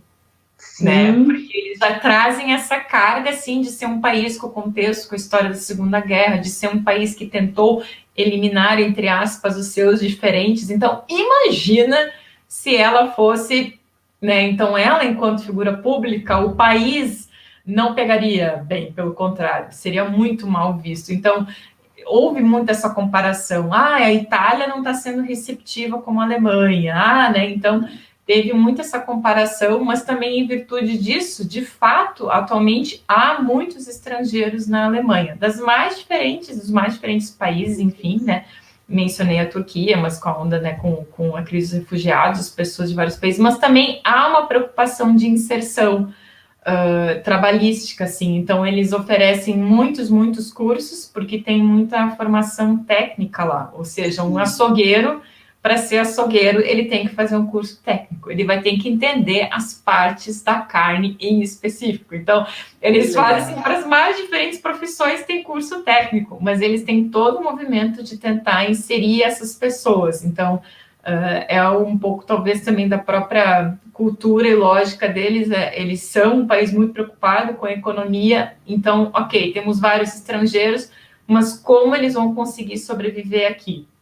Então, embora tenham políticas públicas, há também essa preocupação de realmente, ok, mas precisa o sujeito viver aqui com a sua família, se estabelecer, ele vai precisar trabalhar, ele vai precisar ter o seu próprio rendimento. Então, a gente sabe que tem Exato. Então tem assim esse olhar, vamos dar formação, mas a gente também quer com outro intuito. A gente quer para que não aumentem os índices, enfim, de desemprego, de criminalidade. Então tem todo essa preocupação. E a importância da figura pública e do seu posicionamento, né? A gente vê hoje no Brasil os nossos representantes, as nossas figuras públicas, né, que nós temos, enfim, a maneira como eles se comportam, isso acaba gerando consequências, mas a questão da xenofobia está acontecendo não só na Alemanha, como nos Estados Unidos também, isso está muito forte, né?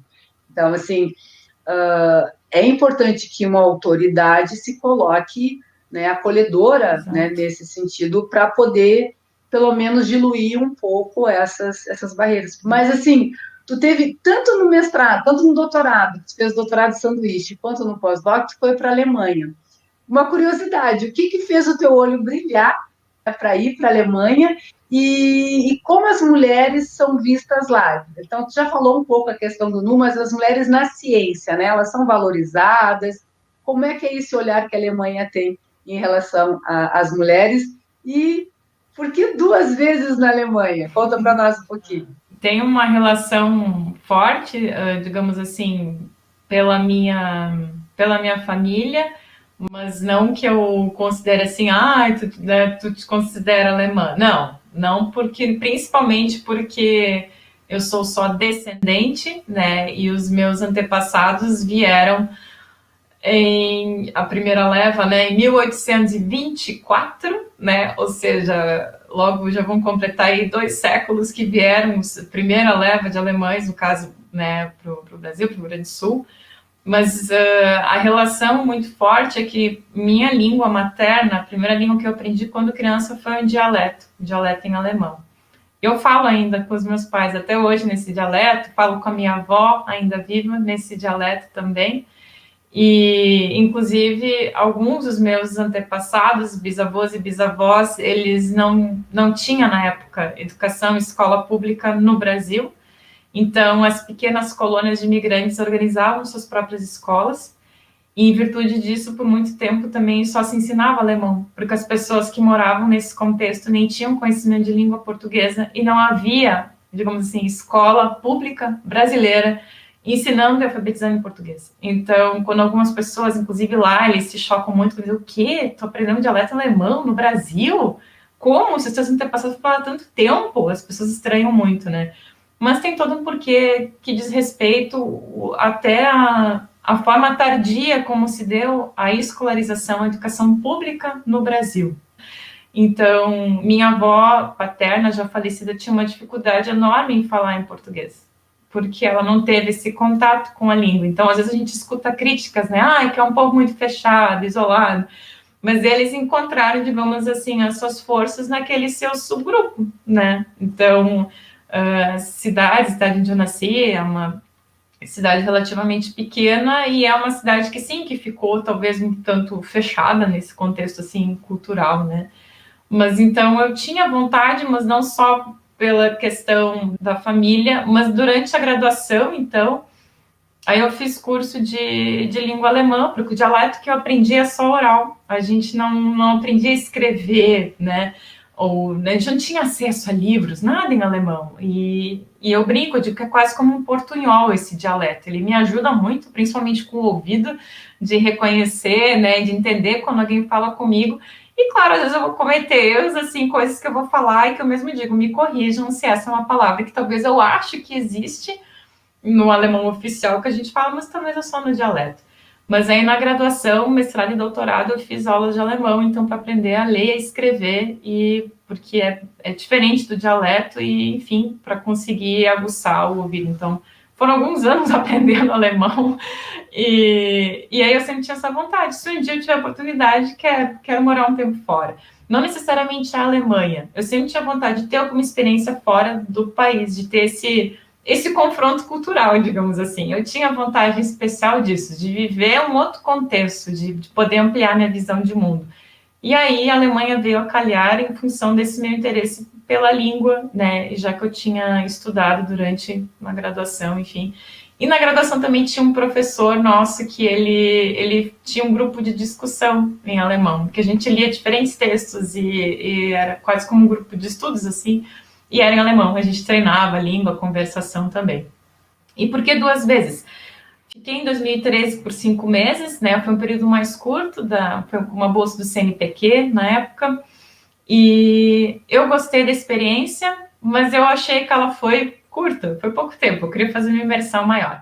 E eu sempre brinco, eu digo que foi muito bom ter tido a segunda experiência, porque é quase como se eu tivesse feito as pazes com a Alemanha, porque na minha primeira experiência foi curta, eu não consegui fazer tantos laços, eu peguei a maior parte do inverno, o inverno, como eles dizem, é muito escuro, muito cinza, e as pessoas já saem menos no inverno, então, apesar da pandemia, ano passado consegui ter um ano com mais proveito, digamos assim, e nesse sentido, assim, de conseguir também me aproximar um pouquinho mais de algumas questões culturais. Então, eu tinha interesse de voltar para aproveitar, para realmente expandir um pouco mais os conhecimentos, né, da cultura do país e também porque eu acho interessante a forma como a vida acadêmica funciona lá. O que eu quero dizer com isso? Os meus professores orientadores lá, eles têm secretária, por exemplo. Eles têm um tempo muito bom para pesquisa. Eles têm muitas horas de discussão conceitual, de aprofundamento, de estudo. E eu acho assim que não é aquela. A gente por vezes vive num contexto muito apressado, né? Fazendo várias coisas ao mesmo tempo. Eles têm uma forma, um ritmo mais lento. Lento no sentido de realmente agora a gente vai parar e vai pensar sobre isso. Agora a gente vai discutir isso. Param, pensam. Então, para mim é importante, inclusive, viver uma outra forma a própria universidade. Né? Eu acho que a gente também aprende com isso. E para mim foi interessante, pensei, não, eu preciso de um momento de pausa de novo. E nesse sentido que tem mais tempo de aprofundar, de digerir, de assimilar. Então isso também foi importante para mim. Eu me lembro muito da minha orientadora, que ela fez o pós-doc dela nos Estados Unidos, e ela diz assim, gente, eles são geniais para coletar dados. Ela diz, eles coletam muitos, muitos, muitos dados. Mas ela depois ela sentia falta desse momento de fazer a digressão e de fazer a análise, né? Na Alemanha, pelo menos os grupos que eu interagi, eu não posso generalizar de forma alguma, mas eu vejo assim que eles não têm a ânsia em si pelo número de dados, mas eles têm uma preocupação enorme em discutir, assim, de uma forma que para nós, pelo ritmo que a gente tem, chega a ser cansativo, às vezes, a metodologia em si, como que vai aplicar, e pensa em todos os prós, contras, poréns. Aí depois, a forma como vai interpretar esses dados, eles amam uma discussão conceitual. E tem a famosa piada, né, que tem muitos filósofos, enfim, alemães, mas que o próprio inverno leva a isso, já que a gente fica mais introspectivo, né, não pode sair para curtir o sol, vai fazer o quê? Vou ler, vou estudar, vou filosofar. Então, nesse sentido, é um país que te ajuda para isso. Se precisa de foco, o contexto ajuda. Ai, fantástico esse teu relato. Eu acho que é muito importante. As pessoas, acho que todo mundo teria que ter, tem que ter essa oportunidade de viver uma outra cultura, seja na Europa, seja nos Estados Unidos, seja em qualquer lugar, né? Porque são olhares diferentes. De fato, nos Estados Unidos é produção, produção, são máquinas, né? Eu estive lá e tu tem que produzir, produzir, terminou, tu já tem que fazer discussão muito rápida, assim, mas eles têm uma preocupação maior também na discussão dos dados, mas isso é depois, né? Mas na hora de produzir tem que ter, mas na hora de escrever tem que ter uma boa discussão, tem que refletir, trazer números referenciais, comparativos, enfim. E é muito legal isso, eu acho que viver ter essa oportunidade lá na Alemanha. Eu tive uma amiga minha que esteve na Alemanha fazendo parte do doutorado dela também, e ela trouxe isso, né? Que é a preocupação deles com tudo, com o mínimo, né? Então, não sei se aprende mais ou se aprende menos, enfim, não dá nem para comparar, né? Mas eu acho que é uma oportunidade única. E que legal, eu acho que sempre quando a gente vai para um lugar e tem uma boa experiência, a gente quer voltar. Exato. Uhum. A gente quer voltar. Então, assim, eu também estou me guardando, né, para fazer o meu pós-doc para voltar para. Eu gostaria muito de voltar para onde eu estive. Porque me parece, como tu falou, parece que tu não viveu, tu não conseguiu extrair o suficiente, aproveitar o suficiente. Não só o espaço, 5 meses, 6 meses é muito pouco. E quando tu começa a te familiarizar, te sentir mais à vontade, É hora já de tem que voltar. voltar. Bem isso, bem isso. Ai, né? E aí dá vontade, vamos, né? Vamos, já que tu tem as tuas responsabilidades aqui também, né? Então é complicado. Então foi ótimo, realmente tu fez muito certo de ter voltado, né? Ter tido essa oportunidade. Tu chegou a pegar um pedaço da pandemia lá, né? Pedaço da pandemia, não, para deixar bem claro, nós ainda estamos vivendo, estamos no mês de maio vivendo ainda na pandemia, né? Só para deixar isso bem claro de 2021. Mas o início da pandemia lá, tu estava lá na Alemanha, né? Tu já tinha ido, né? Então, como é que foi a tua atenção de estar estando lá no início da pandemia?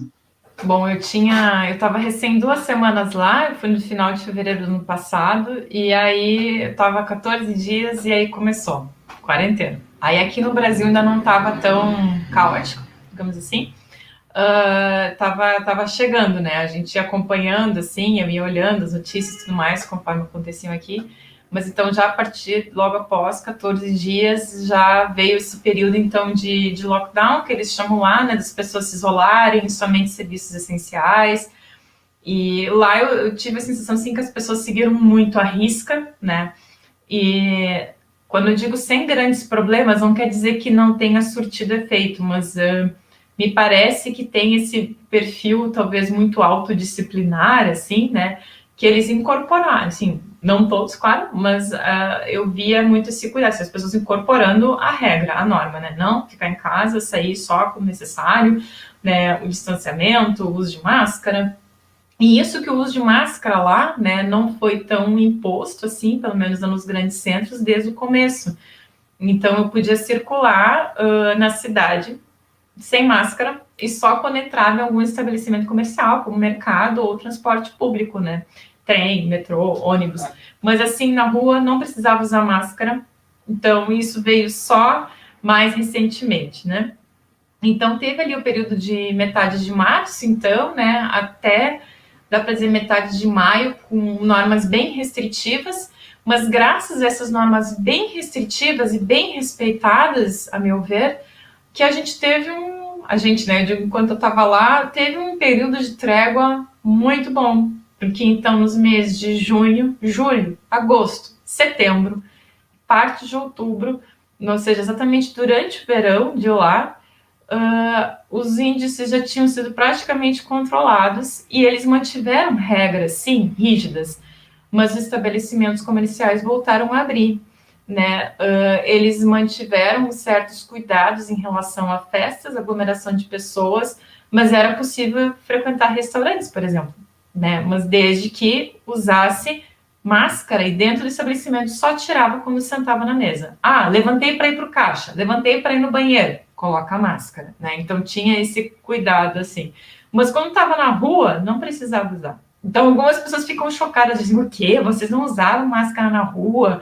Mas dizem que o controle era fantástico lá. Sim, quando era necessário e para baixar os índices, o controle foi rigidamente, a meu ver, minha leitura, né? Talvez seja interessante ver alguém que viveu no mesmo período lá, mas a meu ver foi muito bem respeitado. Depois, final de outubro, mal começou o outono, e aí, claro, as pessoas estão menos em espaços menos ventilados, começam a se recolher mais, os índices aumentaram. E aí, assim que aumentaram, eles já começaram com regras restritivas novamente, com um toque de recolher às 8 horas da noite, por exemplo. A partir das 8 horas da noite, ninguém mais na rua, a não ser que esteja voltando de trabalho, com controle policial, inclusive tem que mostrar o comprovante se tá na rua, por que está na rua, aonde tu trabalha que tu está voltando agora, né? Com multa para quem não tem comprovante. E claro que parece uma coisa assim, meu Deus, mas que rigor, mas aí funciona, né? Pelo menos ao meu ver era algo que surtia efeito. Então não quer dizer assim, é só autodisciplina, são formas de controle também que aconteciam, né? Mas a partir de dezembro do ano passado que voltou um lockdown mais rígido, e eles seguem nesse lockdown, né? Então eles tiveram algumas, né? Depois eu voltei, final de janeiro, tiveram algumas possibilidades de abertura, sim, mas aí sempre cuidando dos índices. Então isso mudava de estado para estado também. Conforme aumentavam os índices, eles tentavam controlar. Mas um ponto que eu acho interessante, assim, da regra, que era mais cruel, assim, de seguir lá, era, por exemplo, você só pode encontrar uma pessoa de outra residência que eu quero dizer com isso? Eu sei que é uma coisa bem específica, particular, mas que eu acho curiosa, né? Eu fiz amizade com 2 brasileiras lá, por exemplo. Cada uma de nós morava em uma residência diferente. Se nós 3 nos encontrássemos juntas, a gente já estava burlando a lei. E tudo com o intuito de não aglomerar. Aí no começo podiam ser famílias ou pessoas de 2 casas diferentes, então até podiam ser mais pessoas, mas não podia ser mais que 2 residências.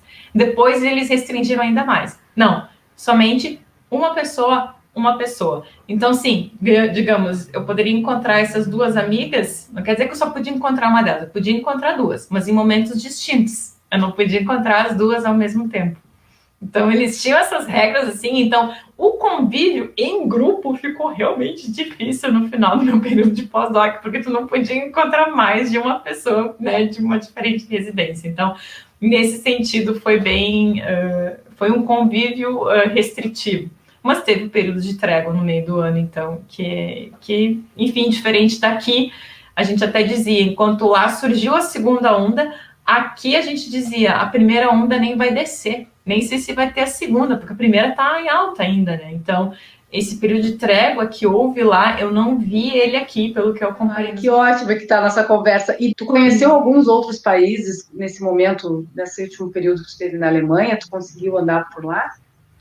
Eu consegui fazer uma viagem para Portugal, que tinha uma amiga minha morando lá. A minha ideia até era, né, conhecer mais lugares, mas com as regras de restrição ficou cada vez mais difícil. Chegou um momento até que eles limitavam a quilometragem dentro do país. Então eu estava circulando só pela Alemanha e tinha até combinado de reencontrar uma amiga que eu fiz na época do Salado de Sanduíche e não consegui, porque saía do perímetro da quilometragem permitida. Então, nesse sentido, realmente foi uma coisa, foi mais um intensivão, assim, de ficar contido.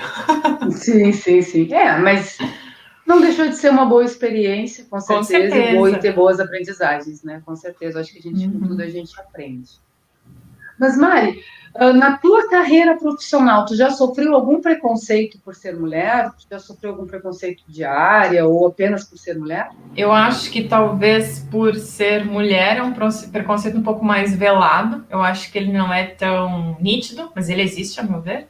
E eu sempre digo que talvez tu tenha vivenciado, nossas colegas, né, professoras mulheres já tenham experienciado, vivido algo parecido.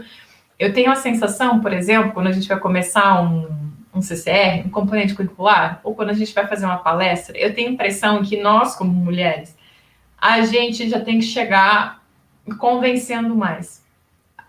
O que eu quero dizer com isso? Se o colega for homem, parece que só por ser homem, os homens estão há tanto tempo dentro da universidade, desde que as universidades existem, que é como se o chão já fosse deles. Então, a sensação que eu tenho é que a gente tem que realmente se empoderar mais e mostrar aquilo que sabe. Enfim, posso estar equivocada, mas por isso que eu digo que é uma forma mais velada, né? Que era algo que uma colega minha já comentava em outra instituição também. Ela disse assim, talvez até tenha alguma relação com as questões de autoridade, com as questões intergeracionais, com, sei lá, com o que a gente vê como autoridade em figura de pai ou de mãe, que a própria figura masculina esteja mais ligada a essa coisa que chega, fala e tudo bem, eu vou escutar, né? E não estou dizendo de maneira alguma que eu quero que meus alunos sejam assim em relação a mim, não é isso. Mas que é como se nós, enquanto mulheres, a gente tivesse que ter um lado que convence mais quando trabalha com o lado intelectual. É como se mulheres são muito, e aí de novo, é o próprio olhar que a sociedade lança e que eu também devo lançar, porque é cultural, né? Eu cresci nesse contexto, de que a mulher é muito associada ao cuidado, ao doméstico, então quando a mulher vai para esses campos de atuação, que ela fica visível, que ela tem que se expressar, então parece assim, então não é homem, vamos ver se ela sabe mesmo, né? Aquele quesito assim de se sentir mais avaliada. Eu tenho essa impressão que nós, enquanto mulheres, como todas, eu acho que a gente precisa convencer mais. Então é como se a gente já tivesse que chegar de forma mais argumentativa, provando, digamos assim. Eu penso que a nossa aparência física que entrega, somos mulheres, ela necessita de um convencimento maior. Né? E que não, de maneira alguma, estou dizendo que as mulheres não tenham capacidade intelectual como os homens têm. Não é isso. Mas é a forma como socialmente a capacidade intelectual masculina é como se ela fosse de imediato mais aceita, ou já, como é que eu vou dizer, reafirmada, legitimada. E é como se a gente tivesse que conseguir esse espaço. É como se esse espaço ainda não estivesse garantido. Essa é a sensação que eu tenho. Ah, tu é mulher, tu quer entrar nesse espaço, que até pouco tempo era só de homens, então prova que tu é boa nisso. Eu tenho essa sensação. Mas eu diretamente ter sofrido algo, não lembro se foi, talvez foi de uma forma muito velada, né? Mas, enfim, de colegas, sim, de situações que colegas já viveram, já ouvi relatos. Eu mesma não, mas de colegas, sim. Ai, Mari, ótimo que tu falou, né? Que bom, né, que tu nunca sofreu e não são realmente todas as mulheres, não são realmente em todas as áreas que o preconceito existe, né? Com certeza. Mas esse ponto que tu falou é fantástico, né? Nós, mulheres, temos que sempre estar provando que somos capazes de estar aonde estamos ou de estar, né, falando sobre determinado assunto. Parece assim, a maneira como o homem se coloca. Aí é uma questão mais, talvez, do homem, da mulher, né? A mulher é mais delicada, né? Mais Exato. sensível, ela é mais. Não que os homens não sejam delicados e sensíveis, não é isso, mas assim, o homem já chega já, né? Eu sou o cara, certo? Já se coloca numa posição, já colocando que ele tem o domínio de tudo e que ninguém sabe nada, só ele sabe tudo. Não são todos os homens, eu quero deixar isso bem claro, tá? Mas muitos homens são assim, tu sabe disso, né, Mari? Já se coloca numa posição, tipo assim, já como o teu conhecimento fosse nada perto do dele. E a mulher tem isso, a gente já tem discutido isso em outras entrevistas. A mulher sempre tem que estar provando que é capaz de estar ali. E parece que nunca é o suficiente, porque infelizmente ainda vivemos uma sociedade machista e preconceituosa. E que poucas vezes é dado o direito, né, de fala ou de ocupar alguma posição dado a uma mulher. Né? Então, a gente vê de modo geral, né? É sempre mais homens que estão atuando, seja em cargos ou seja em momentos de fala. Tu bota no teu próprio YouTube, a gente coloca isso, né? Bota qualquer tema lá, aparecem mais entrevistas com homens, né? E não com, né, falas, palestras com homens. É claro, dependendo da situação, obviamente que aparecem mulheres, mas aí vai ao encontro daquilo que a gente falou antes, né? Uma roda lá, né, entre aspas, uma roda, né, enfim, né? Um grupo de homens, né, com 2, 3 mulheres brancas, e aonde quem tem maior poder de fala acaba sendo os homens. Mas sensacional isso que tu colocou.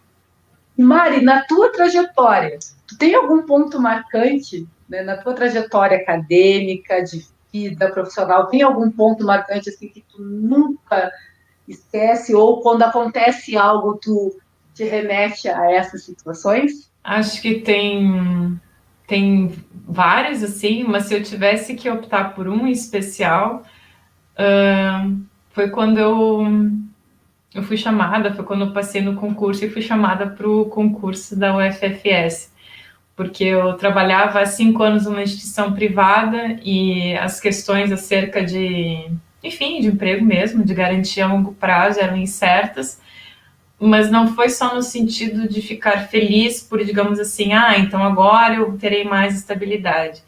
Mas eu lembro em especial quando eu vim para cá e, né, vim conhecer então o campus, eu me senti voltando para casa, embora estivesse indo morar em outro estado, longe da minha família. Mas em que sentido voltando para casa? Eu estava voltando para casa institucional. Eu estava voltando para uma universidade pública. Sou muito grata ao período que eu tive de atuação na universidade comunitária, né? Atuei no Rio Grande do Sul. Tive experiências maravilhosas lá. Mas para mim parece assim o fato de ter tido a minha formação ter sido toda ela num contexto público, nesse sentido que eu digo que eu tive uma sensação que eu estava voltando para casa. Parecia assim, não, então agora eu vou voltar para o contexto público, né, no qual aconteceu toda a minha formação acadêmica. Mas para além disso, eu acho que momentos que talvez estão um pouco mais diluídos que eu gostaria de mencionar são formaturas de alunos. Para mim, por mais que alguns digam que é uma coisa piegas, que é batido, que é não sei o quê, eu acho lindo. Eu me realizo vendo esse dia, e é um ritual de passagem que eu acho muito bonito. E quando a gente vê os alunos com os quais a gente estava interagindo lá em sala de aula, né, durante alguns semestres, e a gente vê eles ali, né, felizes com a família que a gente não costuma ver durante né, o processo de formação, ou talvez em outro momento de defesa, de apresentação de TCC, mas é esse momento assim que a gente vê eles emocionados, que a gente vê a conquista dos alunos. A meu ver, isso é uma das coisas mais gratificantes para mim, é ver a felicidade daqueles que a gente, enfim, acompanha um pouquinho, né, por curto período de tempo que seja. Para mim é muito gratificante ver a realização da conquista desses alunos, assim, ver eles felizes nesse dia. Para mim é algo bem, bem forte. Ai, que lindo, que lindo. Eu também confesso que quando tu falando, eu me lembrando assim, quando a gente chega na universidade, né, quando a gente vai assinar a posse ali, aquele momento, gente, é uma glória, e não é só, e tu falou muito bem, não é só pela questão da estabilidade financeira, que obviamente todo mundo procura, né? Mas é a questão da conquista de tu estar devolvendo para a sociedade, porque eu acho que é isso, né? Isso. Todo o investimento que foi feito conosco durante a graduação, porque afinal de contas estudamos numa universidade pública, né? Federal, pública, que nos proporcionou bons professores, bons materiais, ótimas aprendizagens, oportunidades de eventos, congressos, enfim, isso tudo aconteceu com o dinheiro da sociedade. Eu tinha esse sentimento, assim, sabe? Que eu estava, tipo, eu estou devolvendo, ó, viu? Eu pensei no momento, foi, valeu a pena o investimento de vocês em mim, mas da sociedade como um todo, né? E formatura, como tu falou, nem vou falar, porque assim, a gente vai para a formatura, chega lá, sai com os borrão na cara, e que só parece como se fossem todos os nossos filhos, que não deixam de ser. Eu ia dizer isso, parece que a gente é mãe deles. Que é mãe, mas é que a gente viveu, a gente tem cada situação, só quem é, a gente sabe, né? Alunos, situações que eles viveram, que a gente esteve ali colaborando, de alguma forma, com uma palavra ou de outras maneiras, que não vem ao caso, enfim, mas que a gente estava ali com eles, né? E isso, esse retorno, assim, deles chegarem lá, e talvez a gente se emocione, né, Mário? Porque a gente também já viveu isso. Exato, a gente revive o nosso momento, gente revive. Né? Eu revivo em todas as formaturas, certo? Me chama para formatura que eu vou, porque eu não tive formatura. Minha formatura, ela não é que foi de gabinete, mas naquela época não tinha eu era a única formanda da turma, e aí acabei me formando sozinha, enfim, teve todo um cenário, mas eu não tive essa questão de botar toga, né? Tirei uma foto para guardar ali, tá? Tem uma foto só que está aqui na minha estante, mas eu não vivi isso, então eu me emociono muito. Eu até sempre penso assim, eu vou fazer uma graduação de novo. Para ter esse momento. Para ter esse momento, porque é uma coisa que, sabe aquela coisa assim, eu não fiz a festa que eu queria, né? Sim. Então, assim, viver esse momento. Mas aí são coisas nossas, né? Mas maravilhoso, maravilhoso. E Mari, tem alguma mulher na tua vida, seja científica, seja profissional, enfim, alguma mulher que marcou a tua história de vida e te potencializou para ser a mulher que tu é hoje? Acho que é difícil ter uma só. Mas então eu vou tentar resumir a duas, tá? Eu vou resumir uma que não é cientista, que é a minha mãe, mas que eu diria que faz os seus pequenos experimentos e tem conhecimentos de vida, né? Ela é agricultora, hoje aposentada, mas ela tem um conhecimento de natureza que às vezes pessoas que estudaram anos ou que estão no laboratório não têm, né? Então, admiro muito ela não conseguiu estudar para além da quinta série, e sempre dizem, né, o quanto nossos pais podem nos inspirar a querer ou não estudar, né? E aí eu acho interessante, assim, que talvez até pela vontade que ela tinha, ela queria muito poder continuar e na época não pôde. Talvez a própria vontade dela tenha estimulado em mim estudar muito, né? Ou estudar pelos anos minha mãe não pôde estudar. Então, na época, o pai dela, né, o meu avô, dizia que não, que tinha que ajudar a trabalhar em casa, na roça, então, mas ela queria muito, ela queria continuar e ela gostava de estudar. Então, ela é até hoje minha inspiração. Então, embora ela não use conceitos acadêmicos, linguagem acadêmica, ela é um motivo de inspiração especial por nunca ter, a gente sempre brinca, né, diz que a gente tem que dar raízes e asas para os filhos, né? Eu não tenho filhos, mas enfim, eu acho que meus pais conseguiram fazer isso comigo.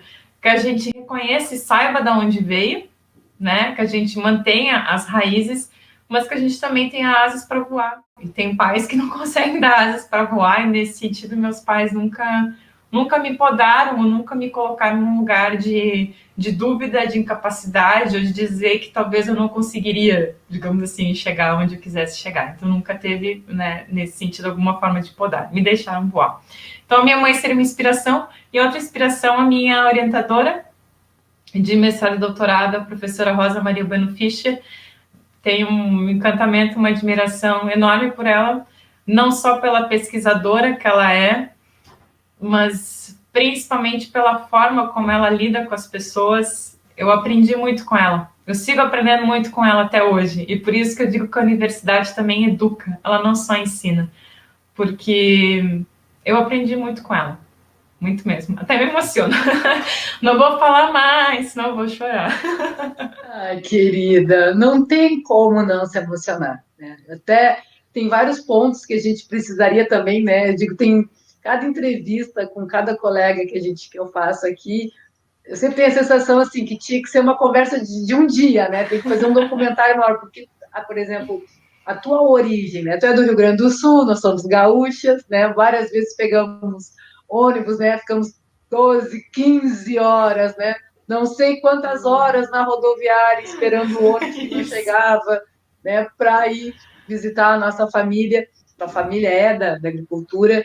Então, assim, tu ter pais que te motivaram, te incentivaram, né? Como tu mesmo falou, né? Deu asas para ti, não tem tamanho, né? E uma mãe como essa que eu já tive a oportunidade de conhecer, que é batalhadora, que sempre, né? Imagina, a gente sabe, só quem trabalha na agricultura, eu não vivi essa experiência, mas tenho alguns projetos, a gente sabe, né? O quanto é trabalhoso, não vou dizer sofrido, né? Mas porque não dá, não posso julgar nesse sentido, mas é bastante trabalhoso, tu acorda muito cedo, o trabalho é pesado, enfim, e poder proporcionar isso aos filhos. Tu tem um irmão, né? Tenho 2 irmãos. 2 irmãos, e eles seguiram a área acadêmica? Fiquei Não, curiosa agora. eu até não seguiram. Eu até brinco, eu digo assim que ainda bem. Um seguiu morando perto dos pais, o mais velho teve filhas. Então a gente se dividiu nas funções. Um sem definir, né? Um teve filhas, atendeu a essa expectativa dos pais de que alguém vai ter os seus netos. O outro ficou morando perto, que é bom ter um filho por perto, e eu resolvi estudar. Então, a gente dividiu as expectativas dos pais. Dos pais. Que bom, que bom. Não, eu acho que isso é fantástico. E assim, ó, tu trazer essas duas mulheres, que tua mãe é tua orientadora, tu falou em determinado momento anteriormente, ex-orientadora. Para mim não existe. Uma vez orientadora é sempre orientadora, assim como nós, embora talvez os nossos alunos, muitos ainda não trazem isso para nós, né? Eu já tenho já ouço, né, de alguns alunos, orientadora é sempre orientadora. Mas eu tenho esse sentimento também em relação às minhas orientadoras, as mulheres que elas são, os exemplos que elas são, a postura, o conhecimento, são coisas assim que não tem tamanho. Mari, chegou aquele momento assim que eu não gosto muito, né? Que a gente vai se despedindo de vocês nesse momento, nesse quadro das mulheres na ciência. Gostaria de agradecer muito a tua participação aqui, de estar contando a tua história de vida, né? Compartilhando o teu conhecimento, a tua luta, né? Os desafios que se tem, tu ainda vai ter vários desafios ainda pela frente. E assim, eu não tenho palavras para agradecer a tua participação aqui nesse quadro, colaborando com esse projeto feito para nós mulheres. Muito obrigada. E para terminar, qual o conselho ou dica que tu deixaria para uma jovem cientista que quer seguir, né, os teus mesmos caminhos?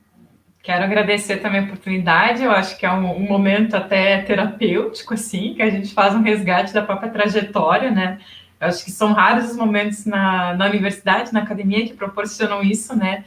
A gente está sempre se debruçando sobre um tema, outro tema, e olhar para a própria trajetória, pensar sobre si, achei um processo, assim, muito interessante. Então, quero elogiar, né, o trabalho que tu tem feito, é realmente muito potente, Gisele. Bom, o conselho que eu daria, agora até já parece que eu estou vendo as nossas alunas, assim, enfim, alunas que também já se formaram, né, que já passaram por nós. mas o conselho que eu daria é não perca essa sede pelo conhecimento. Os entraves sempre existirão, sejam eles na ordem de desigualdade de gênero, sejam eles em questões, conjunturas, né, políticas econômicas, né, de financiamento de pesquisa, que a gente depende disso para continuar desenvolvendo pesquisas, né, mas que não percam essa vontade de estudar e de expandir conhecimento, porque pesquisa e ser cientista não é só estudar, é retornar aquilo que nós geramos como conhecimento para a sociedade, e que a gente possa pensar cada vez mais em formas de disseminar esse conhecimento que não fiquem só no campo acadêmico, que a gente possa encontrar formas de tornar o conhecimento científico mais acessível. Isso acho que é importante para todos nós, enquanto pesquisadores. Digo isso para mim mesma também. Mas o conselho que eu daria é esse: não desistam de estudar, apesar dos obstáculos que se colocarem no caminho.